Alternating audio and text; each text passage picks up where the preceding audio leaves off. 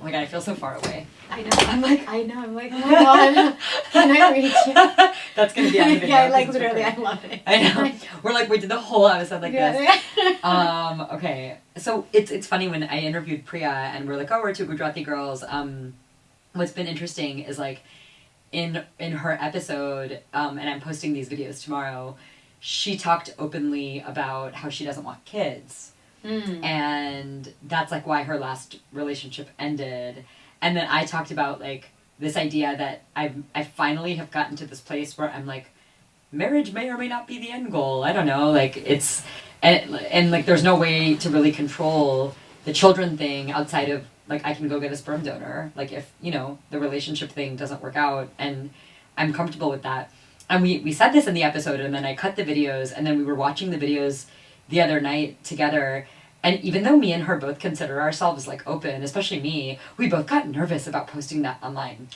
Yeah, you know? When it comes to certain things, especially it's really crazy for us, I feel like, as brown girlies, especially because I know we still have so much that's like, I feel like we have to still filter ourselves even though we don't want to, and we're just like, how is this gonna, especially when it comes to our culture, and like, what if our parents see this? Do you know what I mean? Like, it's still a thing for me, at least. Oh, 100%. Like, I had almost like this hubris around this idea that like, I'm over that. I don't care what my parents hear and don't hear. But no, it like really affects me. And, you know, like, I mean, you came to my zine event. I was just going to say, you mentioned it so beautifully there. I mean, you were just so vulnerable about where you were at with it. What I loved was that, I don't want to, no, you go first, then I'll. No, go ahead. No, like, I loved how you were kind of talking about your process with it. You were like, I thought I was, like, over it, but I'm not as much. Like, you were in this in-between place, and you were just very real with where you were at this time. Like, you were like, I have done the thing, like, I've told them, and I wrote them a letter, and I did all this stuff, but, like, I thought I was, but then you were talking about how, when you interacted with your mom and dad separately on those occasions, how your feelings, like, you were like, oh, actually, it still hurts, like, I'm not as over it as I thought I may have been, or, like, it's not over, like, it's still a process, like, it's not like, okay, I've done the thing now, like, F it, whatever matter, like, whatever happens, and that's not the way, like, it's still, we still subconsciously have those clings, and it still hurts, and it's still very much present, so. Yes, and I think for me, we, especially in our culture, but maybe culture generally, but especially South Asian culture, there's this pressure to button things up before you talk about them, and I've never been good at that. I'm like, the process is kind of the beautiful part, or the really painful part, or the really important part. And so it was not easy saying that stuff. And, you know, like, to give whoever's listening to this more context, like, I wrote a book of personal essays last year that I self-published as a zine, which is basically like a radical piece of literature. Like, you just publish it. And I love it. I didn't know about it until I saw yours, and I was like, what is this? And it's so great to learn about it. Yeah, I didn't know about it until I made it. People, you know, I think actually, I could be wrong about this. It's my process. But I think queer literature started as zines. Like, I think that makes so much sense. Right? Like, I think that because what publisher was going to greenlight things that are radical modes of thought? So I think a lot of radical modes of thought, that's kind of what zine embodies. That's amazing. Which is really cool, right? Like, when I saw, like, even when I was trying to learn what a zine was, there's no like one sentence description. And but I remember a friend of mine that told me she thought I should publish my essays as a zine. When I looked into the history of it, I'm like, I understand why on some level that makes more sense, because there's no rules. Like, the fact that I added illustrations with Ragni and that it's black and white, like, imagine if I had to run that stuff by a publisher. It would be like, well, why? And then is it marketed as a coloring book? And I'm like, I don't know. I'm just writing this thing. I don't know. I kind of love that about you. Like, I just feel like there is no, like, set way. And you're just like, I'm just doing it. And I love how you told me one time, you were like, I'm doing one thing at a time. Like, I don't want to do too many things, and so I can finish this one project and then go on to the next, and then but I want to complete it, you know? Right. And I think that's so important, especially in our day and time where we are distracted in so many things at the same time, especially when you're multi-hyphen. Like, so many of us are now. And so to say, like, I'm just going to focus on this one thing, it's complete, now let me go on to the next. Right. And then that way you get to build. And I feel like Ragni said in your guys's, you know, the event that you had for the zine, that there's this chaotic energy, and I thought that was actually so beautiful, like, the openness of that chaotic energy, but it wasn't like chaos isn't just for being chaos, it was just like being very open and honest with, there are a lot of things going on, and that's, our mind is very chaotic. It's just that you're very open with like, this is just what's happening right now, and there's no cover. It's just like, this is just how it is, and I embody that, and I am trying to do so many things at once. And it was just a beautiful way that Ragni put it, and then the way you guys were talking about it, I just thought that was really powerful. But what I loved about the zine was, I was like, maybe I feel like now I have zines that I've written, or like things that I've written that could easily be a zine. Yeah. And I was like, whoa, this is so accessible. You know, it doesn't seem as far-fetched and this big thing that like, we're all writers. Like, we can all dance. We don't have to all be dancers, but we can all dance. We can all write. We can all express. And we all have stories. We all have stories. Yes. And I think that's so beautiful. And that's what I like so much about solo theater. Because I felt in that medium that there's so much freedom. You can do anything. So that's what I found very powerful about solo theater. Similar, I feel like zine is that for writing in a way. And I feel like solo theater for me was that you can literally do anything in your solo show. And that's daunting, it's freeing, and it's also like, whoa, it really allows exploration to happen. Yeah, like you're not mirroring or mimicking someone else, and there's almost like no such thing as quote unquote messing up, because you're like, it's just me on stage. Literally. Me, myself, and I, and my voice, and my body, and my mind, and all of those things, yeah. Exactly, and how you choose to express yourself. I mean, there's a general, like, okay, you want to have an arc, and you want to have a story, and you want to have, there's like these general, you know, factors that, you know, if you are putting on a show, or if you work with a solo director, they'll say, like, you know, you want to have, you know, all the different technical aspects of it, which help. And I agree with some of it, but at the same time, it's like, you can still just throw a lot of that out and say, I'm just going to create something, and that is what it is. Like, right. There's so much play.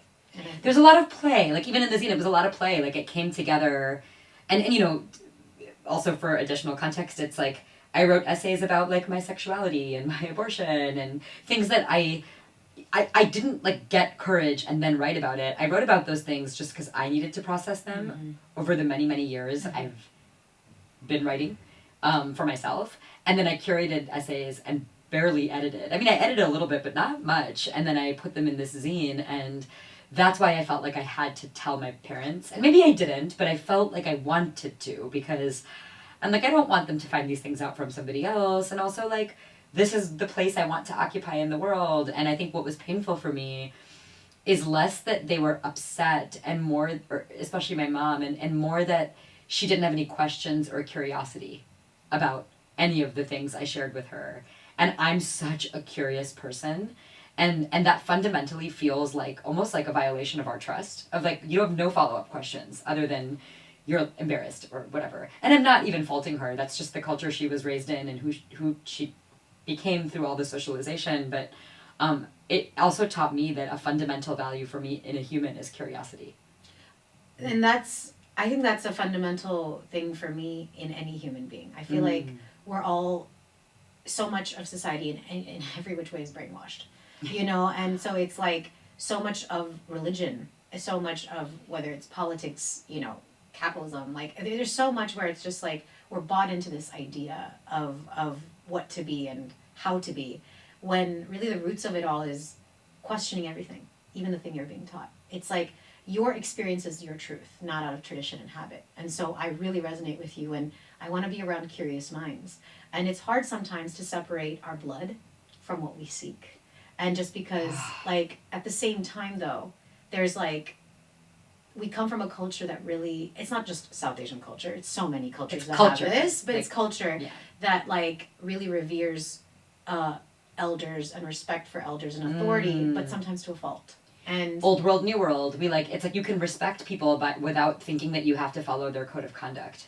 Also, it's like, can we find this happy medium? Like, it's not extremes, right? It's not like this extreme individualism, and then this is, like communalism where it's hurting, like, generations. Right. Like, can we allow with this progression to be like, okay, how do we keep some of the roots of the respect and the beauty of that communal way of being, but then also understand that let our individuals be their individuals, and it's in our spirituality. It's not even like, oh, this wasn't our culture and now Western culture is influencing these youngins.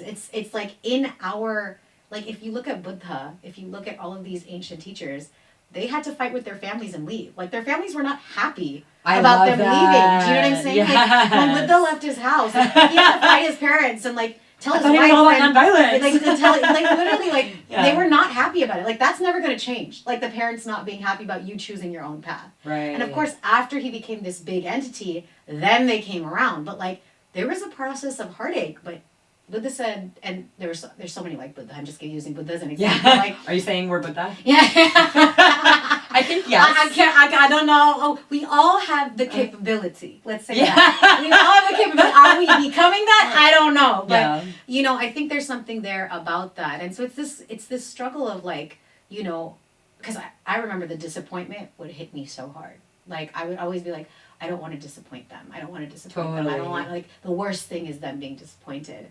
And what's really hard, I think, is that I always keep them in mind. Like, I can always keep them in mind with so many things. But sometimes it's hard because, again, there's generational trauma. They've never been asked.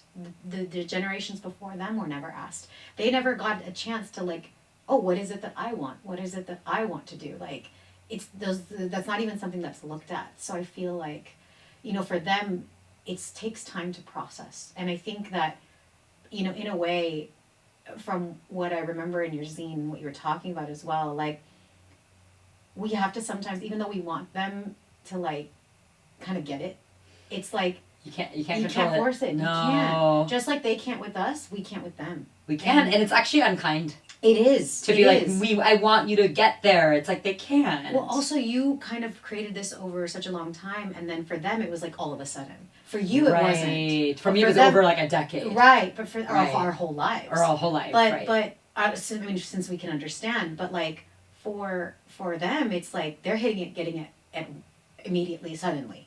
Right. And it's like very different from what they thought or what they feel or, you know, etc. So it's hard sometimes to have that kind of, to balance that kind of like, okay, I don't want those, because I'm what, in my 30s and like still have those attachments. Yeah, so do I. Like, which, by the way, that's not even that crazy. Most people carry them forever. Oh, 100%. Yeah. And but I've felt them like, but I feel like at this age, I'm finally in the early 20s I never was. Like, I'm finally the teenager I never got to be. Yes! Like, you know what I mean? Like, that's so accurate! No, it really is. Like, I say this all the time. I'm like, as a teen, I feel like I was such a good teen. Like, my mom says, my mom will not admit to this, mama. But she's like, I hope she's listening to this. I literally talked to her about this the other day. Yeah. Honestly, my siblings and I, we were really good teenagers. Like, oh God, we and I didn't have, like, my mom was so good in so many ways, but I couldn't talk to her about things. Like, my dad talked to me about the certain, I'm not going to call it out because I don't want, you know, again, but there are things that my dad talked to me about that my mom didn't. And I wanted that, like, auntie in my life, and I wanted that, like, yeah, and I don't have a older sister. Like, I have a younger sister, but not an older sister, right. and so it was like me almost raising You're myself. seeking. Yes, same. I don't even have a sister, so I'm like, I literally feel like I wanted a sister in my mom, and then it just wasn't that, and that's such a deep wound. Yeah, it really is. Yeah. And so, like, I feel like, you know, even when I left for college and I was out on my own, and college was amazing, like, for just me to understand. Where'd you go? I was at SMC for 2 years. I was at community college, and then I transferred to Berkeley, UC Berkeley for undergrad. And I loved it all. I loved SMC. I loved Berkeley. So college years were fantastic, and really growing years out of my shelteredness, because I was so sheltered. Were you raised Super Jane? Yeah. Okay. Yeah. I mean, I guess it depends on what we mean by Super Jane. Like, I mean, I ate, you know, ganda batata. Like, I ate, like, onions and potatoes. And, how dare you? Like, only on position, because our parents, yeah. you know, it wasn't, we weren't hardcore like that. I feel like we were more, like, my mom and dad were a way of life. Like, in terms of the professions that we're in, what we would wear. Like, I really appreciated that my dad didn't make us just tradition and habit. This is why we do things. Like, I would ask questions and he would explain, and I would be like, I'd ask my mom so many questions. She's like, I don't know. Go ask the monks in India. And I'm like, Mom, we don't have the monks accessible to us. So I wish I knew about YJA. Do you know what YJA is? I went once. So yes, I never got to go. We would have met. I only went 1 year, but yes. I'm so mad because I know about Jaina way later, but like that's like Jane adult camp. It's like both, but like Jaina I feel is more for like adults inclusive, but YJ is like just the youth. It's like ratchet. Probably. Yeah, kind of. Probably, that's what I imagine. Jaina I feel like they're both kind of like they're lots of matchmaking going on. there's like those. I've only been to one Jaina thing, so I can't. But I think what I find really cool about what I've heard about YJ is like, you know, you get to apply the principles to our time and space, and like, you know, like, how are we applying these universal principles? So it's not about the Kanda Batata. It's like, how are we applying the yamas and the niyamas, like all these principles of nonviolence in a very applicable way to our times, which is why I feel like a lot of Jains are turning vegan instead of worrying about, you know, the rooted vegetables, because there's more issues going on in the dairy industry and, you know, what's going on with agro farming. And so I feel like that's what the beauty of these spiritualities are, is they're not meant for to stay in a certain decade or a certain century or certain millennia.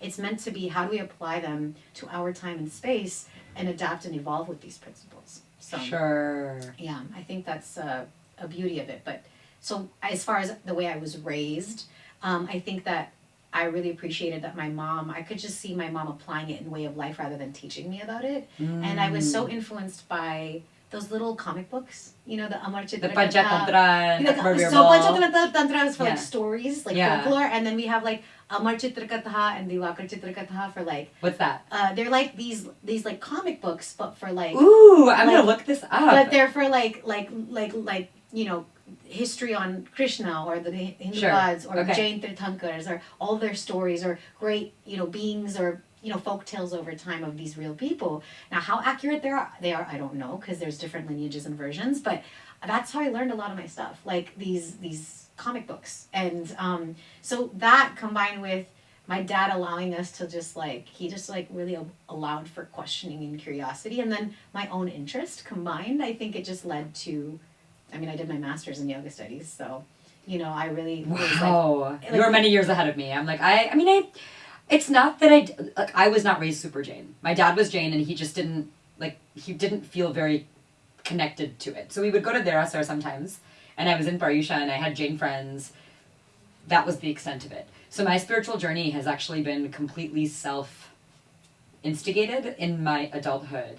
And for me, it's actually been a journey around finding my inner voice and being like, what do I actually want and value, and like, how do I envision building like community and space in the world for the things I value. And like I've done the artist way twice. Running is spirituality to me. Like any kind of physical movement. Like I did Bharatanatyam for 10 years. Mm-hmm. So like even just like this sounds strange, but even 2 years ago when I started actually paying attention to what I was eating and drinking and realized that I'm allergic to gluten and soy, getting rid of those things literally felt like a spiritual practice, because I'm like, I now can't let my people-pleasing stuff run roughshod over my actual health. Because in the very beginning, even if there was gluten or soy in something, I would still just eat it.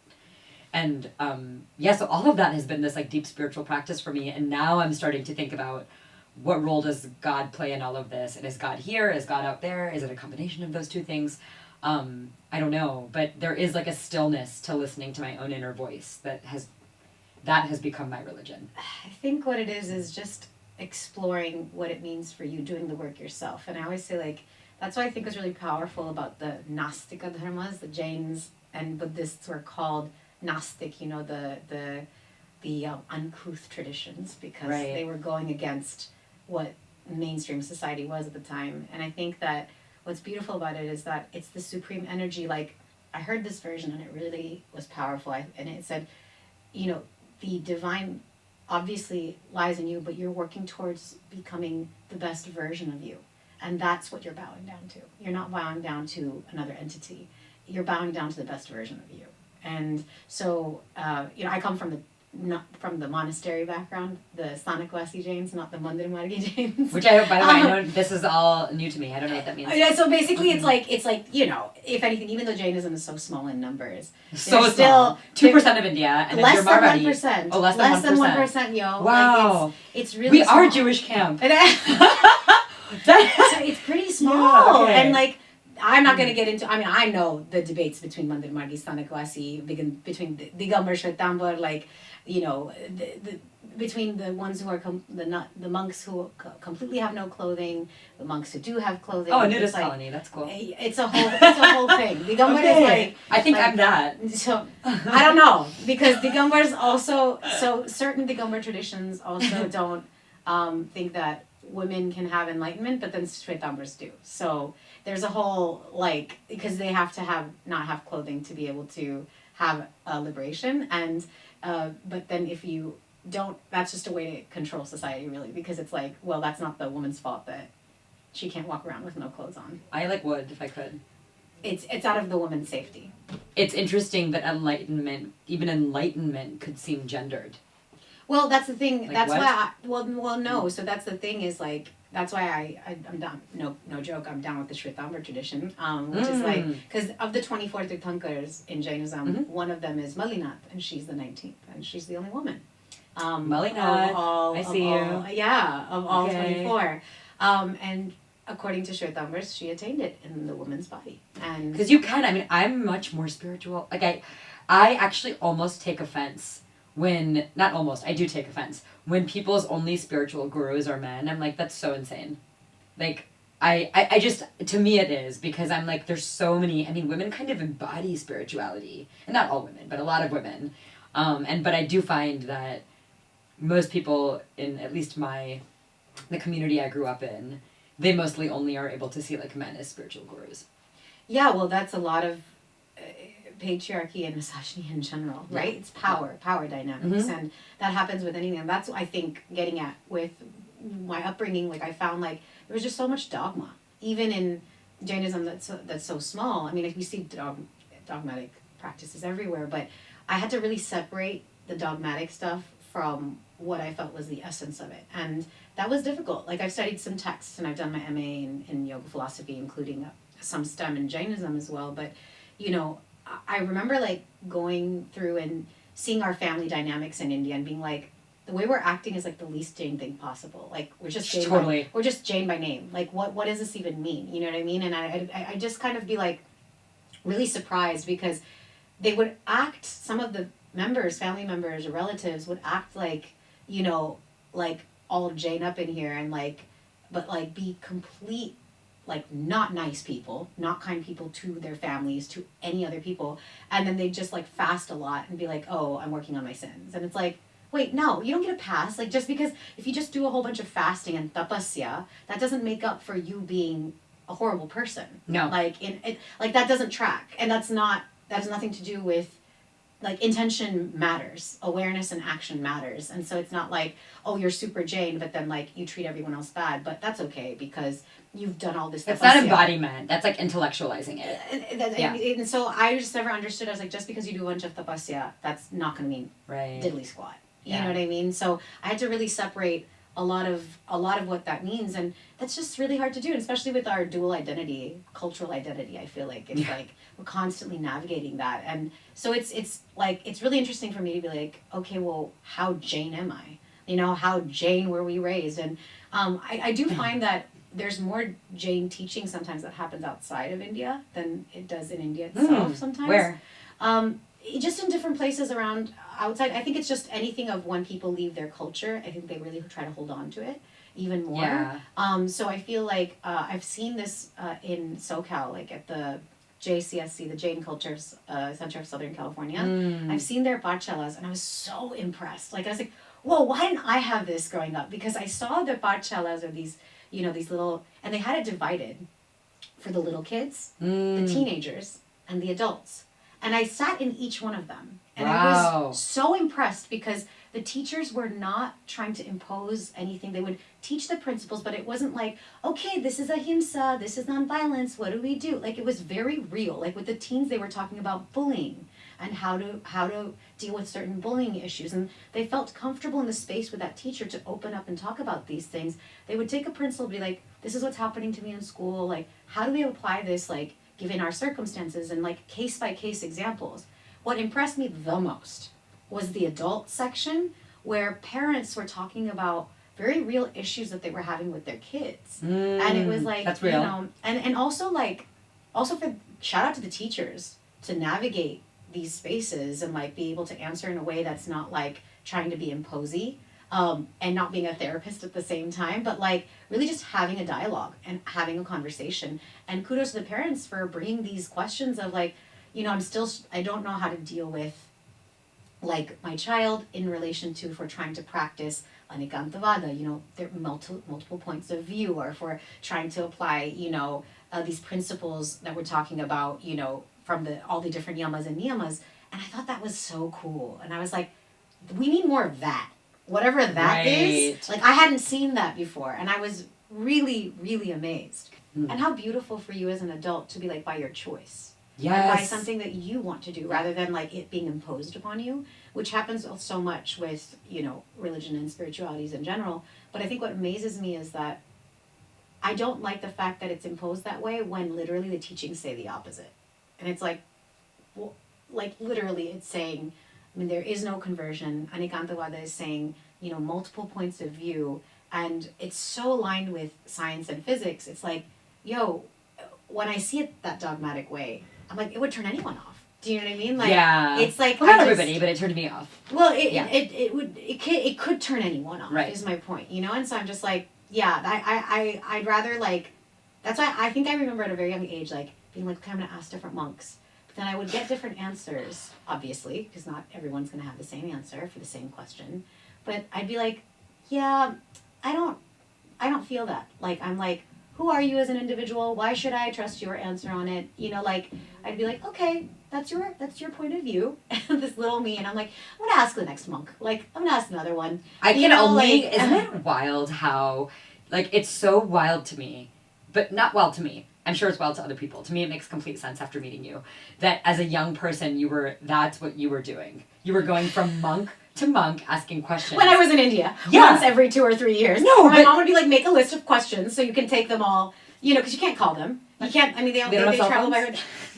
They don't, for the people who don't know the Jain monk life, if you're Jain, you would get that, but, or about Jain monks. They're like, hello? Like, that was a great joke. They're like, add me on Signal.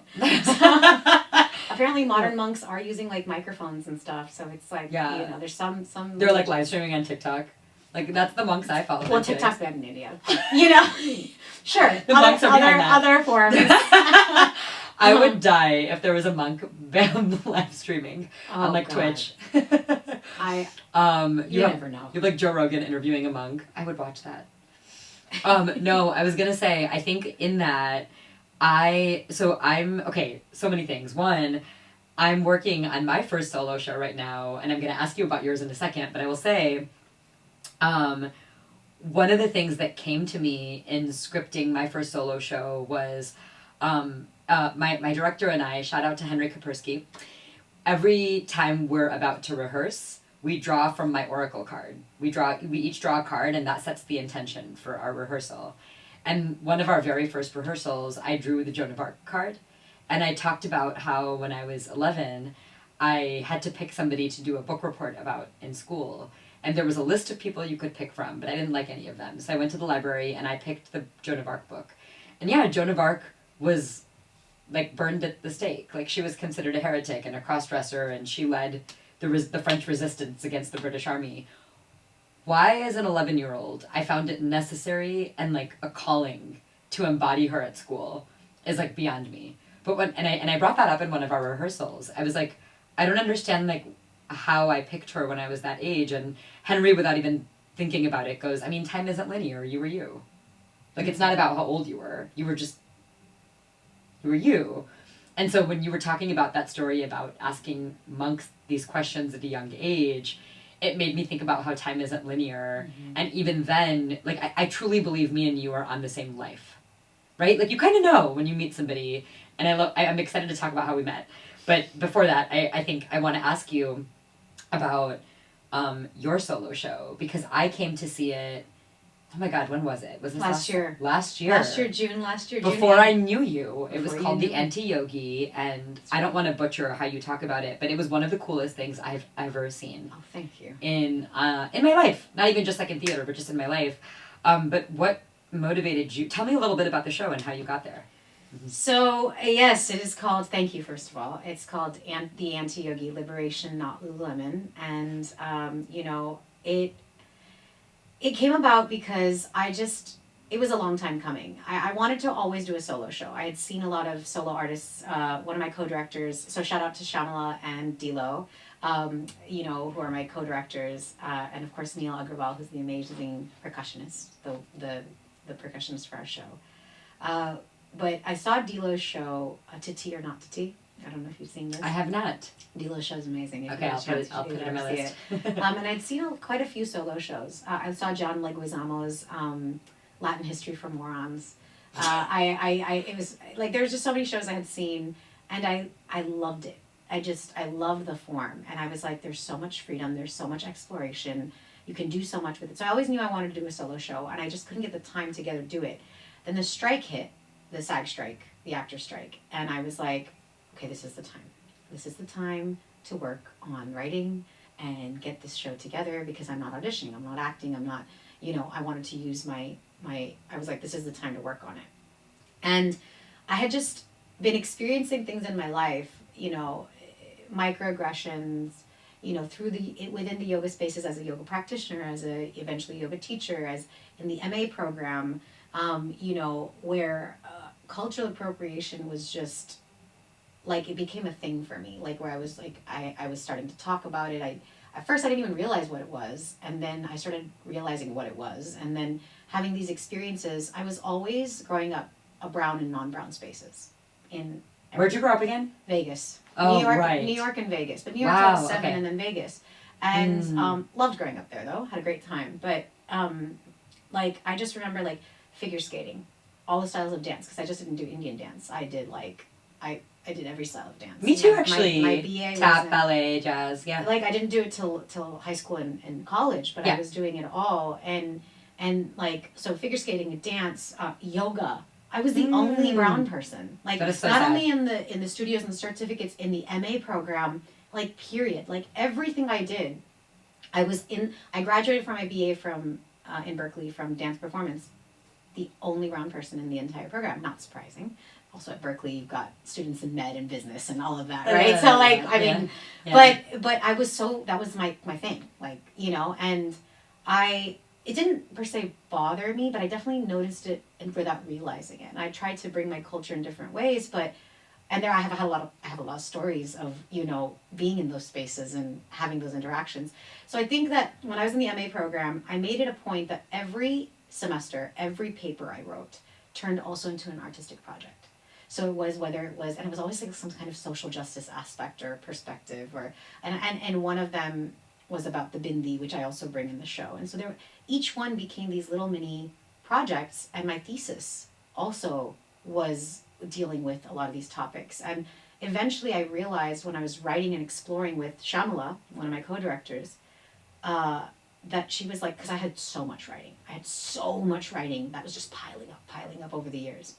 And I was like, I don't know where to begin. Which is energy. It's energy. This is a lot of potential energy. And I was like, this needs to turn kinetic. Like, I was like, there's so much. And I was like, this show is going to be like 10 hours long. Like, you know, you can't all do it in one show.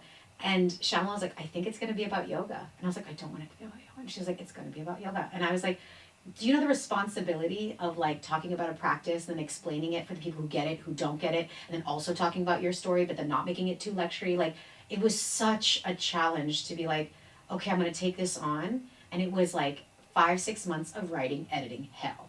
Like, and that's why, to keep me accountable, I worked with Shamala every week, online, her and me, because I knew I needed someone to work with me because I couldn't do it on my own. Like, I was like, it's too much of an undertaking. My God, and to make it all an hour and then still say my story, and then it has dance and percussion and poetry and dramedy. It's like, so multidimensional. It's a packed 60 minutes. Yeah, so, you know, that working and editing that was the biggest challenge, and then putting it into action and taking it from there. So that's how it came about, but it was just really about navigating the absurdities of Western yoga culture. And Goddess Kali, you know, came to mind, and so many of these deities came to mind, and Goddess Kali, Mata Kali, she just really embodies all that I don't like using the word energy, but I will right now, you know, to really bring this message forward. And so it was really exciting to just dive into I was diving into the research and the education, but again, this combination of edutaining, like education and entertaining. And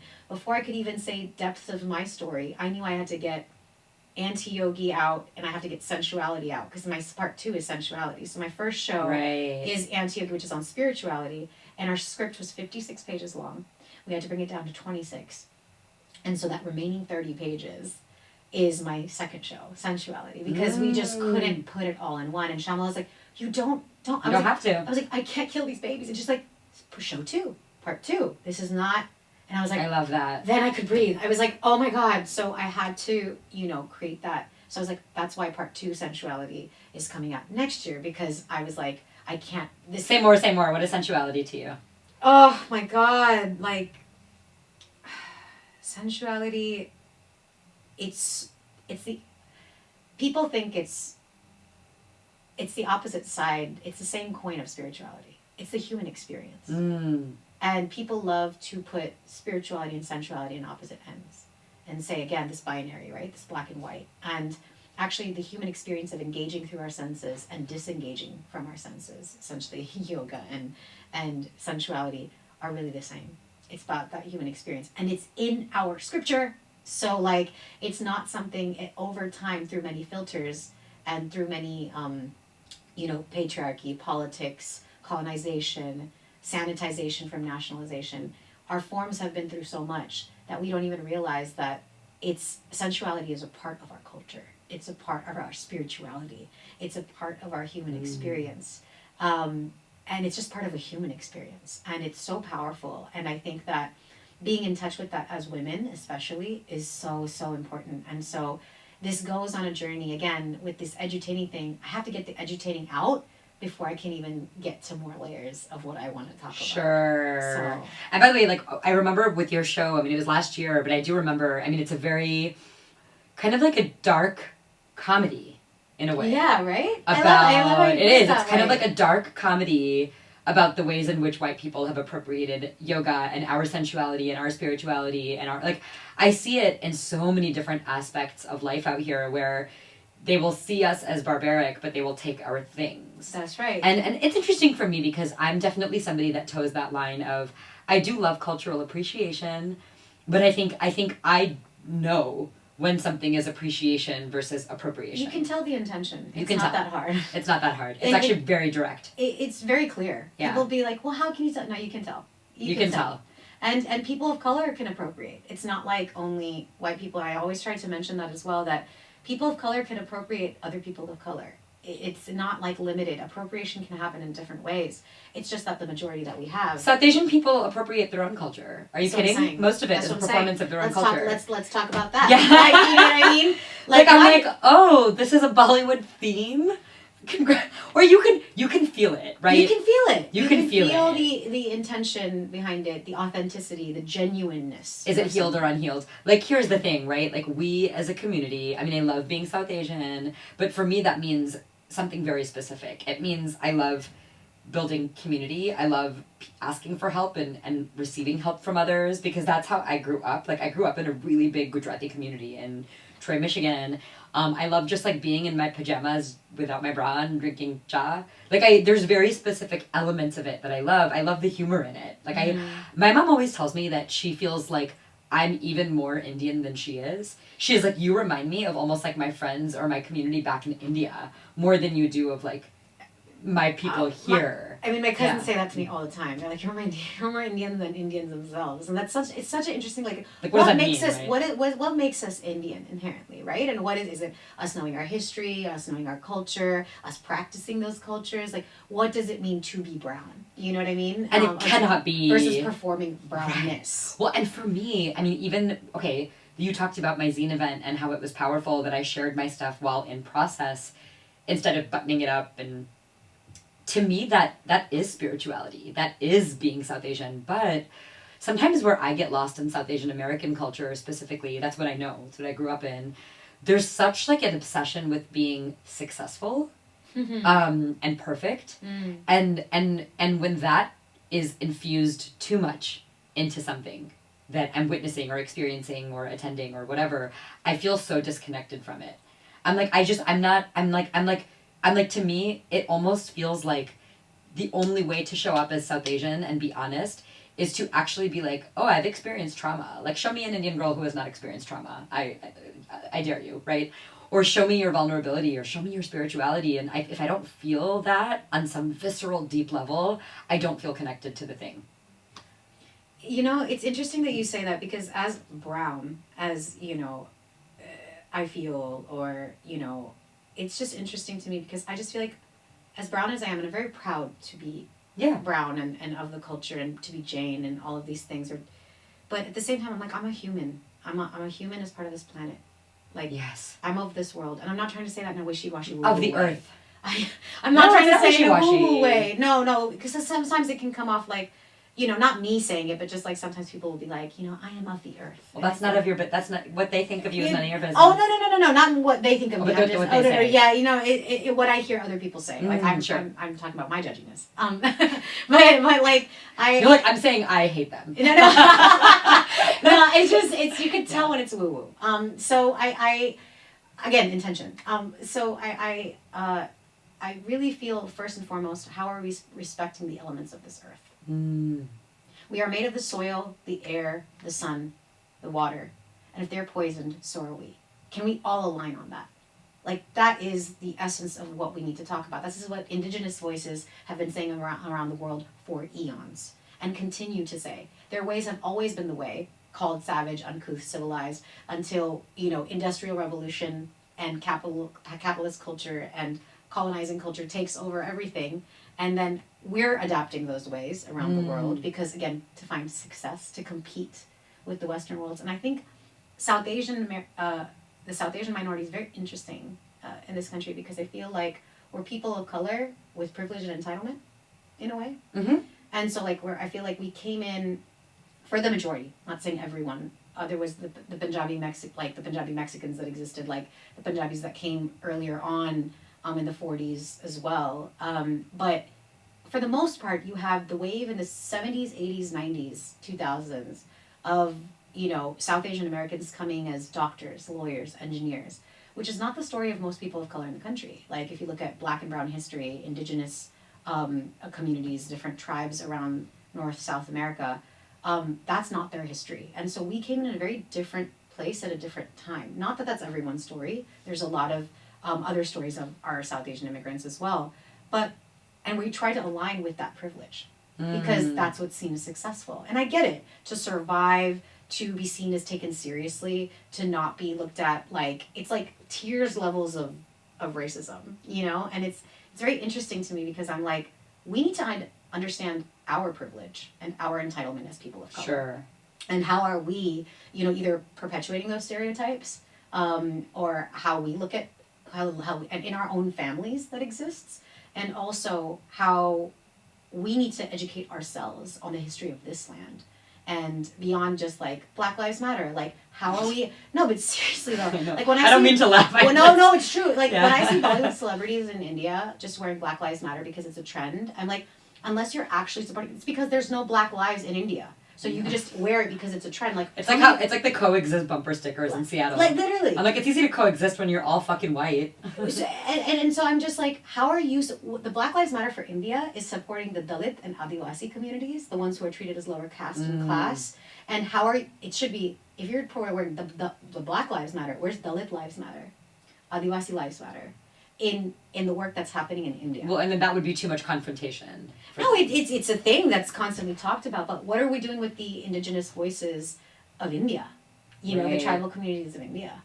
And so I think there's so much to look at within India itself and our communities out here, because I had to learn through my sheltered upbringing when I went out, like, the history of, again, this land. Like, my sister hers was music, so she knows a lot about Black music history. I took dance, so I know a lot about the history of dance in this country. And so it's like, us talking as siblings is really fun and interesting because and my brother brings this perspective, and then educating our parents on the realities of the history of this country that they know nothing of in that way. And so it's like, you know, again, this education that needs to happen, which is, again, part of our spirituality. It all comes back to how are we respecting the bare bones? And that's spirituality.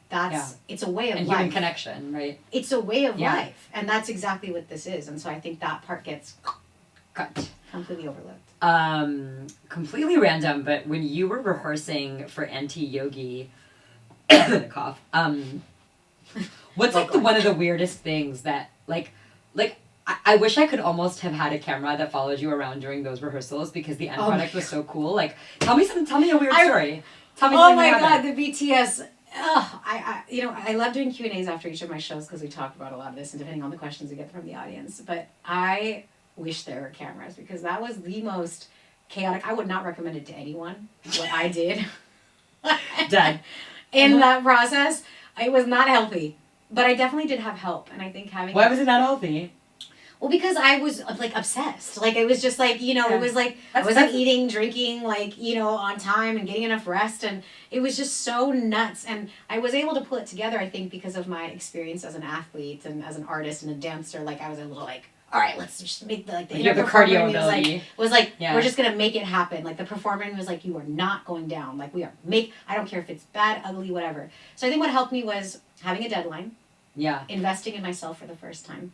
Financially and working with a team, and because I had thank you for saying that. I had people to hold me accountable and to help, and I was very, very, very particular about who I bring on my team, and I think that really, really is key to who you work with and how you want them to love your project just as much as you do, and everyone that was on my team really did, and if you're passionate about it, they're passionate about it, and so for me, this wasn't just my piece. This was about something beyond me.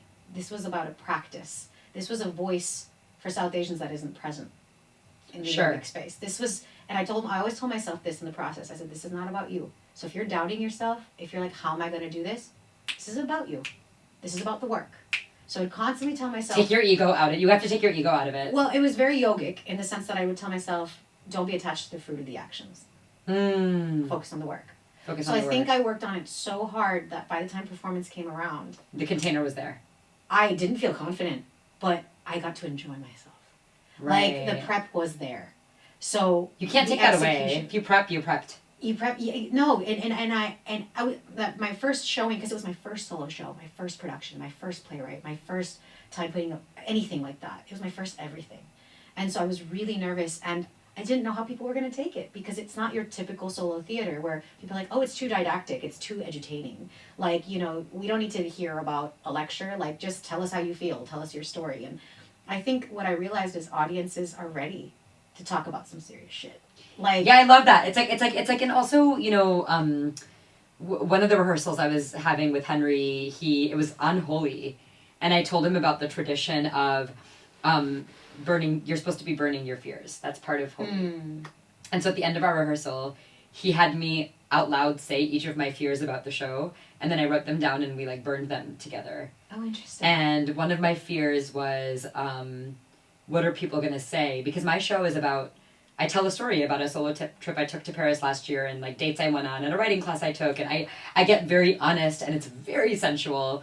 And I was like, I'm really scared people are going to think it's trite or that I'm doing it for attention and he goes, what people think of you is of you and your work is none of your business. That's right. And then we burned it. And I remember that visceral feeling of prep, and then burn the fear. And I think about that statement a lot now of just, it's not your business. The work is the work. Just do the work. 100%. Yeah. And for me, it was dividing the process up, right? I feel like I was so much better. Know who you are as an artist, I guess. I remember that once I started embodying the characters, once I started embodying the writing, I was like, oh, I can cut 5 of those lines out. Yes. Because it wasn't until I did the embodiment of it that I realized, oh, this is where the fun is for me. I was like, oh, I just need to act the character out, and the character will tell me what to say. Sure. Rather than me trying to write it out and be like, this is what, no. The character just said it with the facial expression. I don't need to say 5 lines. You know what I mean? And so for me, that was the amazing part, was embodying the characters and then playing around with them and then seeing what actually, playing with, how's the voice going to be? What's the accent going to be for Buddha and Krishna? And getting the advice from Dilo on we're going to change the accents up, and Dilo would just throw it on me and I'd be like, all right, let's go. Let's give it a shot. And so just to play the exploration and the discovery aspect, not to know everything. Things will come to you as you do it. And I think that was very interesting. The play is so important. The plays, I mean, the show came to me. Like, it came to me. There was no... It I don't know how to explain it, but it just did. Like I wrote this Paris essay as a diary entry, not thinking it would ever see the light of day. And then I submitted it anonymously to a digital magazine, and they ended up publishing it. And then it got like 1 million views, and all these people being like, I loved this, and here's why. And then when we were deciding what to do for the solo show or what I was going to do, I was writing, and Henry's like, I think the structure is your Paris essay. And then we can fill it in with your other things. And I'm like, I love that I wrote that as just a form of play. And that's the thing. A lot of this is actually effortless. But we have to... I saw Doechii. You know Doechii? Yeah. I love her so much. And I do too. saw her say something in a video where she was like, just keep doing the act. Some of it's going to come out crappy. But just keep writing. Until Write like the stuff, shit, act like shit. Like literally, like shit. just keep doing it though. It's the consistency that matters. And as you keep going, stuff will come. And you're not gonna. And what I also learned is not to be attached to everything. Sometimes it's your writing. You're like, I love it all. Like it's all my writing. And I was feeling, and all the tears were coming out. And that, at least for me, it was like the tears were coming out. I was so feeling it. And it's like, yeah, but that doesn't mean it's like. You know, it needs to be there. It needs to be there. And nobody's gonna miss it because they won't even know. Writer, so like I don't consider myself a writer. Like I think I write for fun, artistically. I think I'm a poetic, artistic writer, but not like a dialogue writer or like a writer. So that was very new for me in solo theater. Was like to learn how to dialogue write. How did you learn? Well, no, you just do it. Well, you just start doing it, and then I worked with also Jessica Johnson, who does a solo. She has her own wonderful thing that she does for artists, and so she kind of has these free writing sessions, or you can do sessions with her on like how to like show not tell, and like you know that sounds useful. Yeah, so how do you take these how do you take it and like instead of me telling the story, how do I act the story? I am the story. How do you embody versus intellectualize? Yeah, I think that everything boils down to that. I mean, it took me like 2 years to write my first comedy pilot because I had to learn how to write dialogue, and more so than even write dialogue. I'm good at creating dialogue in my brain and saying it out loud, but something about specifically dialogue, writing it down, I would subdue it, or I would take the juice out of it. Or I would try to sanitize it. What do you mean by that? Meaning I would just like one of my friends told me, he is like, the way you speak and perform, he was like, you hold back when you put it on paper as dialogue form. And so I had to strengthen my connection, like this connection, like head to heart. Got it. And then all of a sudden now I write like I speak. Sorry, give me 1 second. I got like a one. Oh, okay. I don't know. I don't know what that meant. Sorry. Oh, I can't see. What's up? Yeah, I'm so sorry, Nuri. Just a second. Edwin and I are just coming in. We just want to talk to you guys for 1 second. It was a tech thing. Yep. Okay. Thank you. What's your name? I'm Edwin. Hey, Edwin. Nice to. What if I leave this in there? Yeah. Thank you. I'm like, say hi. Thank you. I know. Heidi, nice to meet you. in one of my episodes, I used to do it in my apartment, and sometimes it would get hot, so I'd leave the door open once in a while, as long as it wasn't loud outside. And one time during an episode, a fly flew in, and I started screaming, and then for some reason I just like didn't edit that out. And like multiple people told me, they're like, that was like my favorite part. Yeah, literally. Honestly, happy mistakes are. They're like, it was so funny. You were like, oh my god, a fly. Well, it's also very real and in the moment. Yeah. So it's like it's not. Sometimes it allows. It's just like acting. It's like the best work can come out. The outtake from all of that. Yeah. Yeah. No, I get why. Like, I can imagine if somebody's style of podcasting is more like buttoned up, why that would be like. But I'm like, it's okay. But I think the nature of podcasts inherently is that raw. Kind of free flow, raw, like let's chat as if no one was in the room kind of vibe, So it's okay. Yeah. The podcasts I like tend to be like that. Well, and also it's like, I think about this all the time now. Like, I've always liked that rawness. And then now because of AI, I'm like, the stuff that feels buttoned up, it's like, I don't even trust it anymore. I'm like, this could just be like automated. Whereas like raw stuff feels more valuable now. There's a 100%. Premium on it. I feel like because I'm only a one-time guest on a lot of the things. I feel like I still struggle with like, I feel like if I had the chance to be able to talk to people, like not have it be a one-off, like be multiple times, then Yeah. Then it allowed me to just kind of loosen up a little bit, be a little more comfortable, because I feel like I still have to gauge myself. And it's interesting, again, whether it's, who's watching, or like how it comes off, or, like so many communities, and you're like, I feel like, oh, I know how to explain, but like filtering to be able to make sure that and sometimes it's like, oh, like there are times where I'm like, sometimes it's very comfortable. I'm very comfortable saying exactly how I feel. And then sometimes I'm like, oh, unless I explain this thing, it could cause a whole bunch. And it's just so interesting because as an actor, you're like, oh, can you say this? Can you not say this? Like, I'm not saying I'm like that, but like, we're in an industry where it's like, you know, oh, you can't, if you say this or if you say that, or if you're too much this or if you're too much that. And there are no rules. At the same time, there are.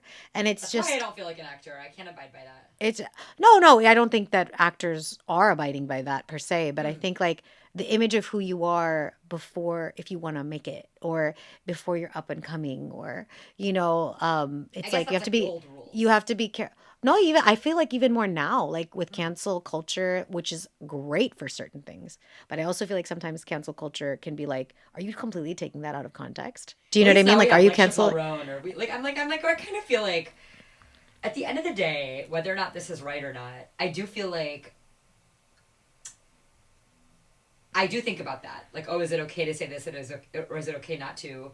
But honestly, for this podcast, I have made it a point to not think about that. I'm like, that's really great. It is what it is, and a lot of people have told me, they're like, it's actually really refreshing because you don't really edit out a lot of stuff, even if you maybe thought you should or whatever. And I'm like, well, again, I think it's the same thing as me at the zine event, just sharing my progress. I'm like, you do the best you can until you know better, and then you do better, but things are also always changing. So we don't really know. And I also think, in an effort to reconnect with people and like feel connected to people in an era of such intense isolation, I find that only by being imperfect can I do that. Like, I'm like, I don't think there is another way. There is no such thing as perfection. Yeah. I mean, that alone. Right. It's just interesting. Like, again, I think the fear of parents is so real. Like, I like that they know how to listen to this. That's no. I mean, I know, like, accessibility wise. Listen to it. I could be completely wrong right. about that. So totally. Like, the way I feel if I'm putting up like a video on Instagram where they still follow me, it's a very different calculus, but it's all mental and spiritual. Whereas the podcast, I've convinced myself they don't know how to find it, which I don't think they do, but they might eventually. But I think that's why I feel like less nervous, because I'm like, it's okay, they don't know. No, and that's something so interesting, because I'm like, it's like the it's like, we know that, like, it's so funny for me because I'm like, even if they were to hear, I'm like, look, it's not, I just don't want them to feel bad. And it's like, it's so interesting, even that feeling that, like, I'm like, oh, I'm doing it so that you don't have to feel bad. At the same time, it's like, it's almost like protecting them. But it's just so interesting for me because I'm like, wow, like, I still, with. We all do. I know, but it's like. But my best growth has happened from feeling really bad. So in a way, like, it hasn't always been fun, but even in doing this stuff, I mean, they haven't listened to the podcast, but even in doing the zine, like, or things I've done in the past, like coming out as bisexual to my mom, it was not fun. Like, how did it go? I'm like, horribly. What do you mean? It was horrible. Yeah, like, it's it still isn't resolved. Like, it's just like, this is not coming out to white parents. Like, no. Let's no. Like, you know what I mean? Like, it's not the same. Like, I will love you unconditionally. That's not a thing. Like, no. It's very much love with conditions. I always say even some white people have told me who've come out, they're like, I thought it would be fine, and then it wasn't. Like, you still don't know. Oh, 100%. I make a joke. No, it's a complete joke. Completely. But it is different than coming out to white parents. It just fundamentally is. We don't have as much safety. 100% not. Like, right? No, most of the time what we think is going to happen is exactly what happens. It's not like, oh, you're thinking of it so badly. It's like, no, actually, it was even worse than I thought the worst could be. So do you know what I mean? Like, we're right. It was worse than I thought. Like, we're right on the money with this stuff. Yeah, like, we're not like glorifying it or making it like worse than it is. Oh no, we know exactly how it's going to go down. Okay, but I will say, a couple years ago, a casting agent reached out to me, and they were doing some kind of pitching some kind of reality show where they wanted to follow a South Asian person's dating life. And in my head, I was thinking, like, I will never do this. I don't know. But for the experience, I interviewed for it. I was like, let me just see what the process is like. And as part of it, they wanted to interview my parents over Zoom because my family would have been part of the show.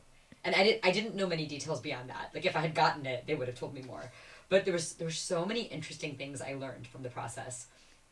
One, the casting agent was white, and I got to watch her interview my parents over Zoom because she wanted me to sit in on it. And the interview was like an hour and a half long, and it was both my parents and my nanny, like my mom's mom. And first of all, I don't think I've ever heard my nanny speak more in my entire life. It was insane. I was like, what is happening? Like, she's just talking so much. And then with my parents, like, she asked them all these questions about their relationship to me.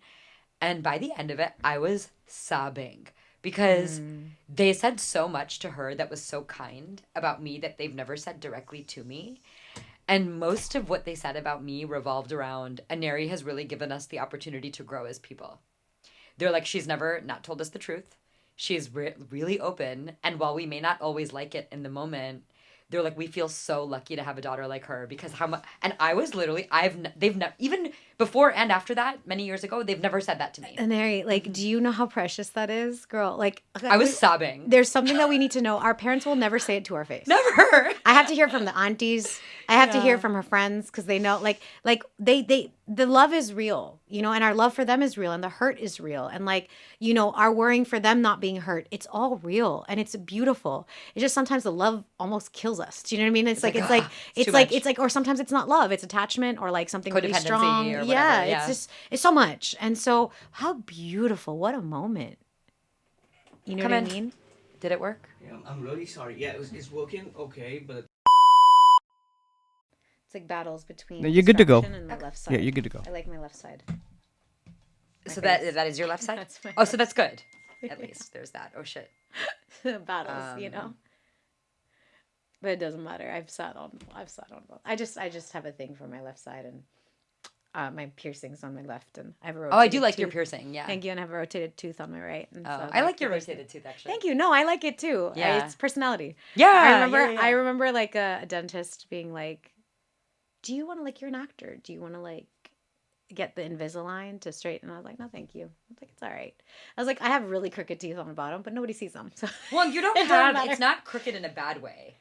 It's not like, oh, it looks bad. It's kind of, you know what I mean? Like, oh yeah, no, there's a big difference. It's fine. It's just like my bottom are really messed up, but like, but nobody can see them. So well, I did Invisalign for 2 years, and then I dropped off a few months ago. So my teeth have, I like, it's like I have so much like shame over it. I'm like, it just, yeah, it's like shame over not continuing them. Yeah, like my orthodontist keeps messaging me being like, when are you coming in? And I'm like, I just like delete it. I'm like, I'm too dentist. I don't even know, y'all. I'm like, I can't. I don't want to like say the whole. I'm not gonna say that. Yeah, I love it. Oh my god, you're like my dad. My dad like hates dentists. Well, I know. I've just heard too many things. I've not been through it. I've just heard too many things. I really like my orthodontist. I take full blame. I take full blame for the inconsistency of my Invisalign and my avoidance. Like I just won't respond to him, and he's like, "Why aren't you coming in?" You're like, just like, just so you know, I love my orthodontist. It's not you, boo. I am, but yeah, the orthodontist thing is funny. He's really good. He came highly recommended, and he's done a great job. I have done a shitty job, and it's funny how ashamed I feel of that. But yeah, I mean, I guess, well, first of all, I don't think this has to be the only time we record because I have recorded. We can talk a lot. We can, and I actually do think sometimes when I do a second episode with someone, it's usually better. Not better, just different. I think, well, it's a different comfort. It's a different, like, relationship understanding or just spatial understanding. And, like, you know, it's just, it just allows for it to get more vulnerable, I feel. And usually it's like any art. I find after the first episode we do together, we end up just like staying in touch more, and then I create videos, and then that becomes an energy, and then that turns into something more. It's like, oh, I wanted, like, if we were to do this again, here's what I would, you know, what, it's a whole thing. You want to talk about how we first met? Oh yes, I do. Yeah. Oh my god, I love it. Well, we talked about Holy a little bit, but I saw Mayuri at and by the way, I didn't like know that you were the solo show that I saw. But anyway, so I went to a Holy party. a couple weeks ago, there was all these holy parties in LA where you throw the colors, and I walked into a holy party, and literally it was almost immediately like I went to the dance floor, and there was only like a few people dancing because it was still early in the day. I don't understand that. Yeah, I don't get it. Yeah. People were just like drinking and whatever, like going to the photo booth and trying to be seen. And nobody was there was like little bouncy happening. And there I was was like, no why are we dancing. dancing like it's white Bollywood people? music. Like, I'm like, It's Bollywood music, y'all. Like, what is this with the guy playing the dhol? And I'm like, what is it? what is this? What is this? What is that? And I was just like, or like just what? holding a drink. Also, why do you have to be tipsy to dance? don't Like, know. can we just dance? That's white people shit. Like- I don't understand that.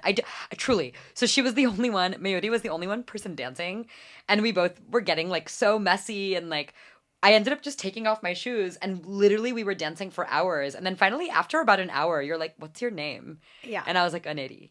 Yeah. And then I told you, and then it took another few hours for us to realize that.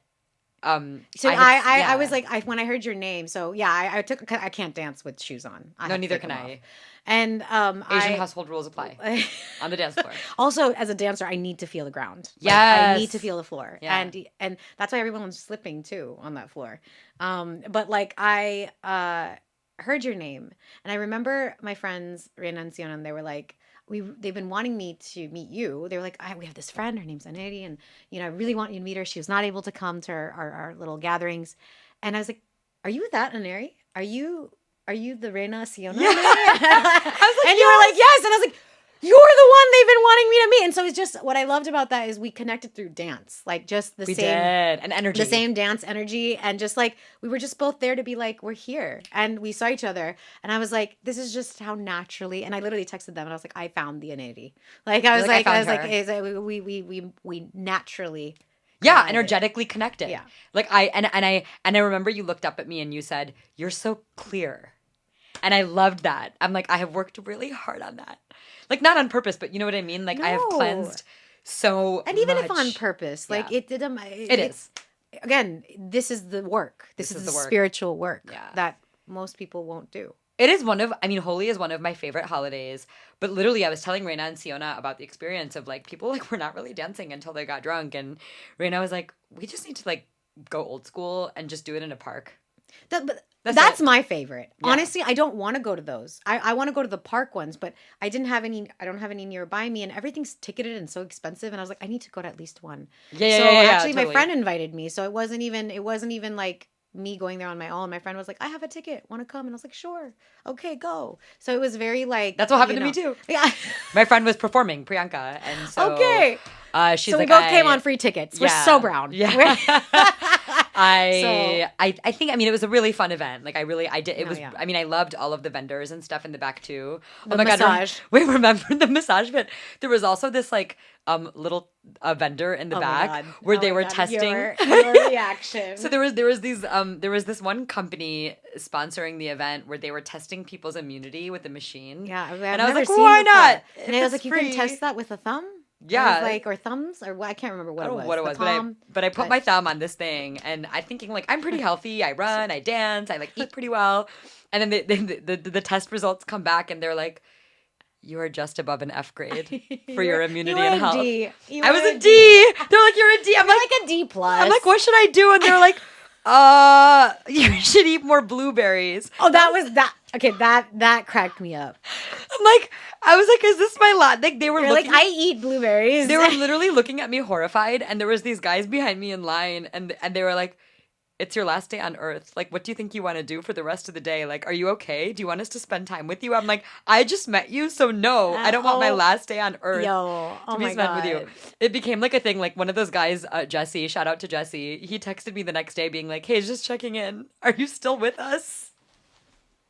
And I was like, Wow. that is so mean. Wow. It was and kind of cute. and kind of funny and kind of cute. Yeah. But yeah, that whole night, I'm like, the only advice I've been given to mitigate this is eat more blueberries. So I'm pretty worried. And you know what's funny? I have not eaten one blueberry since that day. Is So- it even blueberry season right now?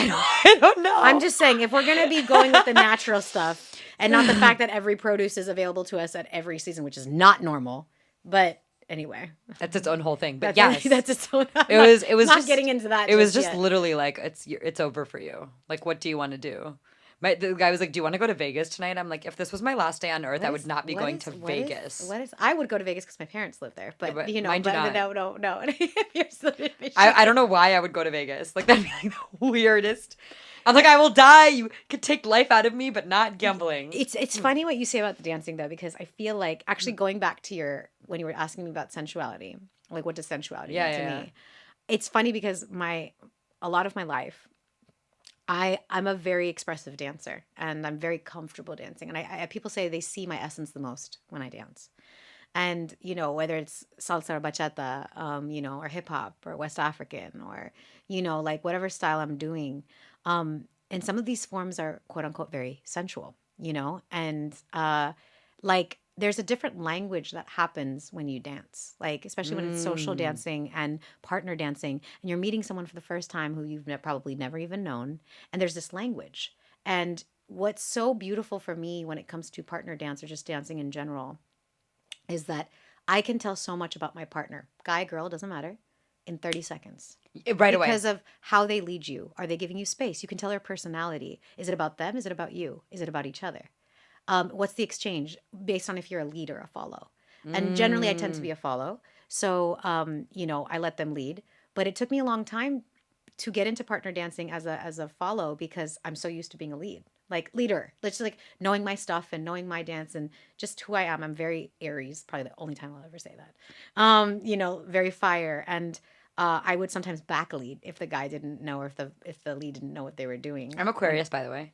Are you? Water. Yeah. Yeah. Continue. Interesting. I know it is interesting. Air. Yeah. So that tracks. So yeah, I just feel like there's this beautiful language that exists that you can communicate. And so when people see me dance, especially these styles, they're like, "Oh, you're like so much more conservative than I thought." Like when they meet me in person. And I'm like, what does that mean? Because it's like they see me dance and they're like, "Oh, she's this like she's free, super sensual, sexual person."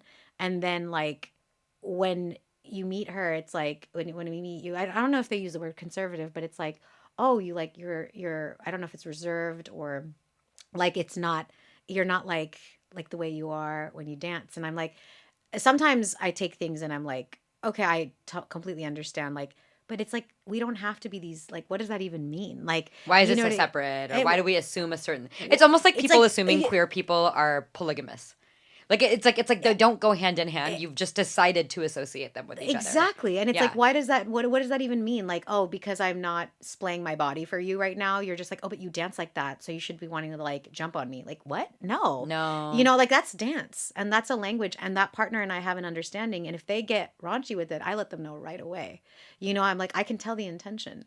Like, again, intention is so much. And so for me to explore myself as a Jain, Indian American, Marwari woman, Rajasthani woman, it's so interesting for me to understand these different facets of myself and like what is it for me to explore this side of me as a mover, as a dancer, as a human, and who am I in the world, and like those coexist, and we are different people in different places, but it's just, again, tying that sensuality back, like what is sensuality versus sexuality and the hypersexualization of all of this. And so for me, dance is the utmost sacred. Like, I think so. It really and the is. somatic nature of it, and it's like saved me, I think. It's, for me, it's the most powerful. I mean, I'm a figure skater. For me, that's dance on ice. It's a sport, but it's a sport I love, but it is dance on ice for me. And nothing makes me feel, I think, quite the way that movement dance specifically does. Rhythm is my favorite word, and like, period. And it actually comes from hridayam, which is the Sanskrit word for heartbeat. So heartbeat is where hridayam, rhythm, comes from. And hridayam, what language is that? Sanskrit. Hridayam is Sanskrit. And so the word rhythm literally originates in Sanskrit? I don't know if I believe it does. It would make sense. It would make sense. And also the word ritta, I'm not saying the rishitara well, but the ritta, r.ta, is the cosmic universe. Like that's the, the cosmos, the truth. And so it's just so interesting that beat, rhythm, vibration, you know, on a very deep, visceral level, like what these words are. And so I think it's just interesting, like for someone like me who may have certain, you know, reservedness in how I am, maybe with dating or how I am physically versus how I dance. And it's like, yeah, I'm not in a box that you may think that because I'm that, I'm this, you know? That's true. I mean, even for me, like telling in my show, when I tell this story about going to Paris and like a sexual encounter with somebody, it's not to say that I'm like calling open season or that I sleep around, or like it has nothing to do with any of that. It actually has everything to do with trusting my instincts and like living my truth and like figuring out how to navigate the world not as a commodity but like as myself.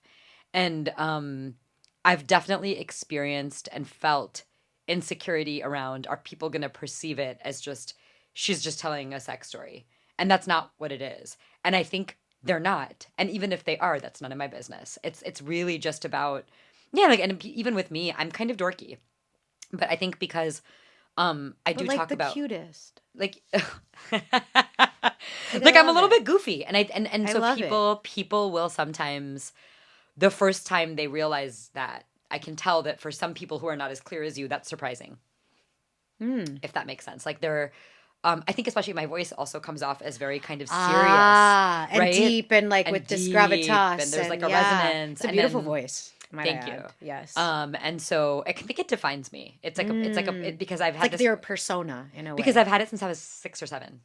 Isn't that Wow, crazy? My voice was like this when I was wow. 6.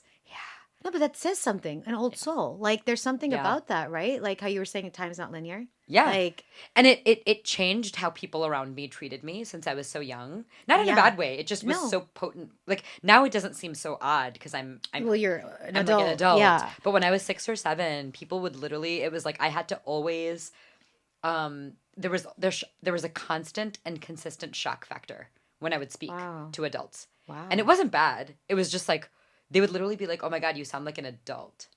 Right? Well, was it also not just your voice, but the way you spoke, like the words, like how you spoke? Like, was it about as well, or was it just simply your voice?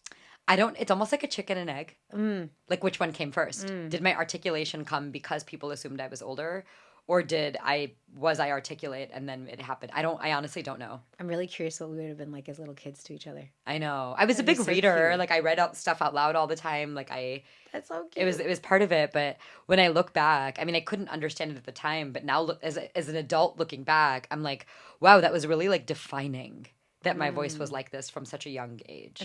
It's such a specific thing. It is. Like it's very specific. Yeah. And then Very the phone, it interesting. was even weirder, right? Because people Oh, would just assume yeah. I was like 40 Oh yeah. or whatever. Yeah. And I was like 8. But I like Yeah. that you speak from here. Do you know, like, because I do a lot of accent work and different languages and all that. And like, I love British is my favorite. I know there's 18 dialects, but like, I love doing the variety of British because it's very much grounded. It's like in the back for me. Australians like in the jaw, in the back, and then Americans like very in the mouth, in the front. Sometimes for some people, depending on the accent or the region, it can even get nasally.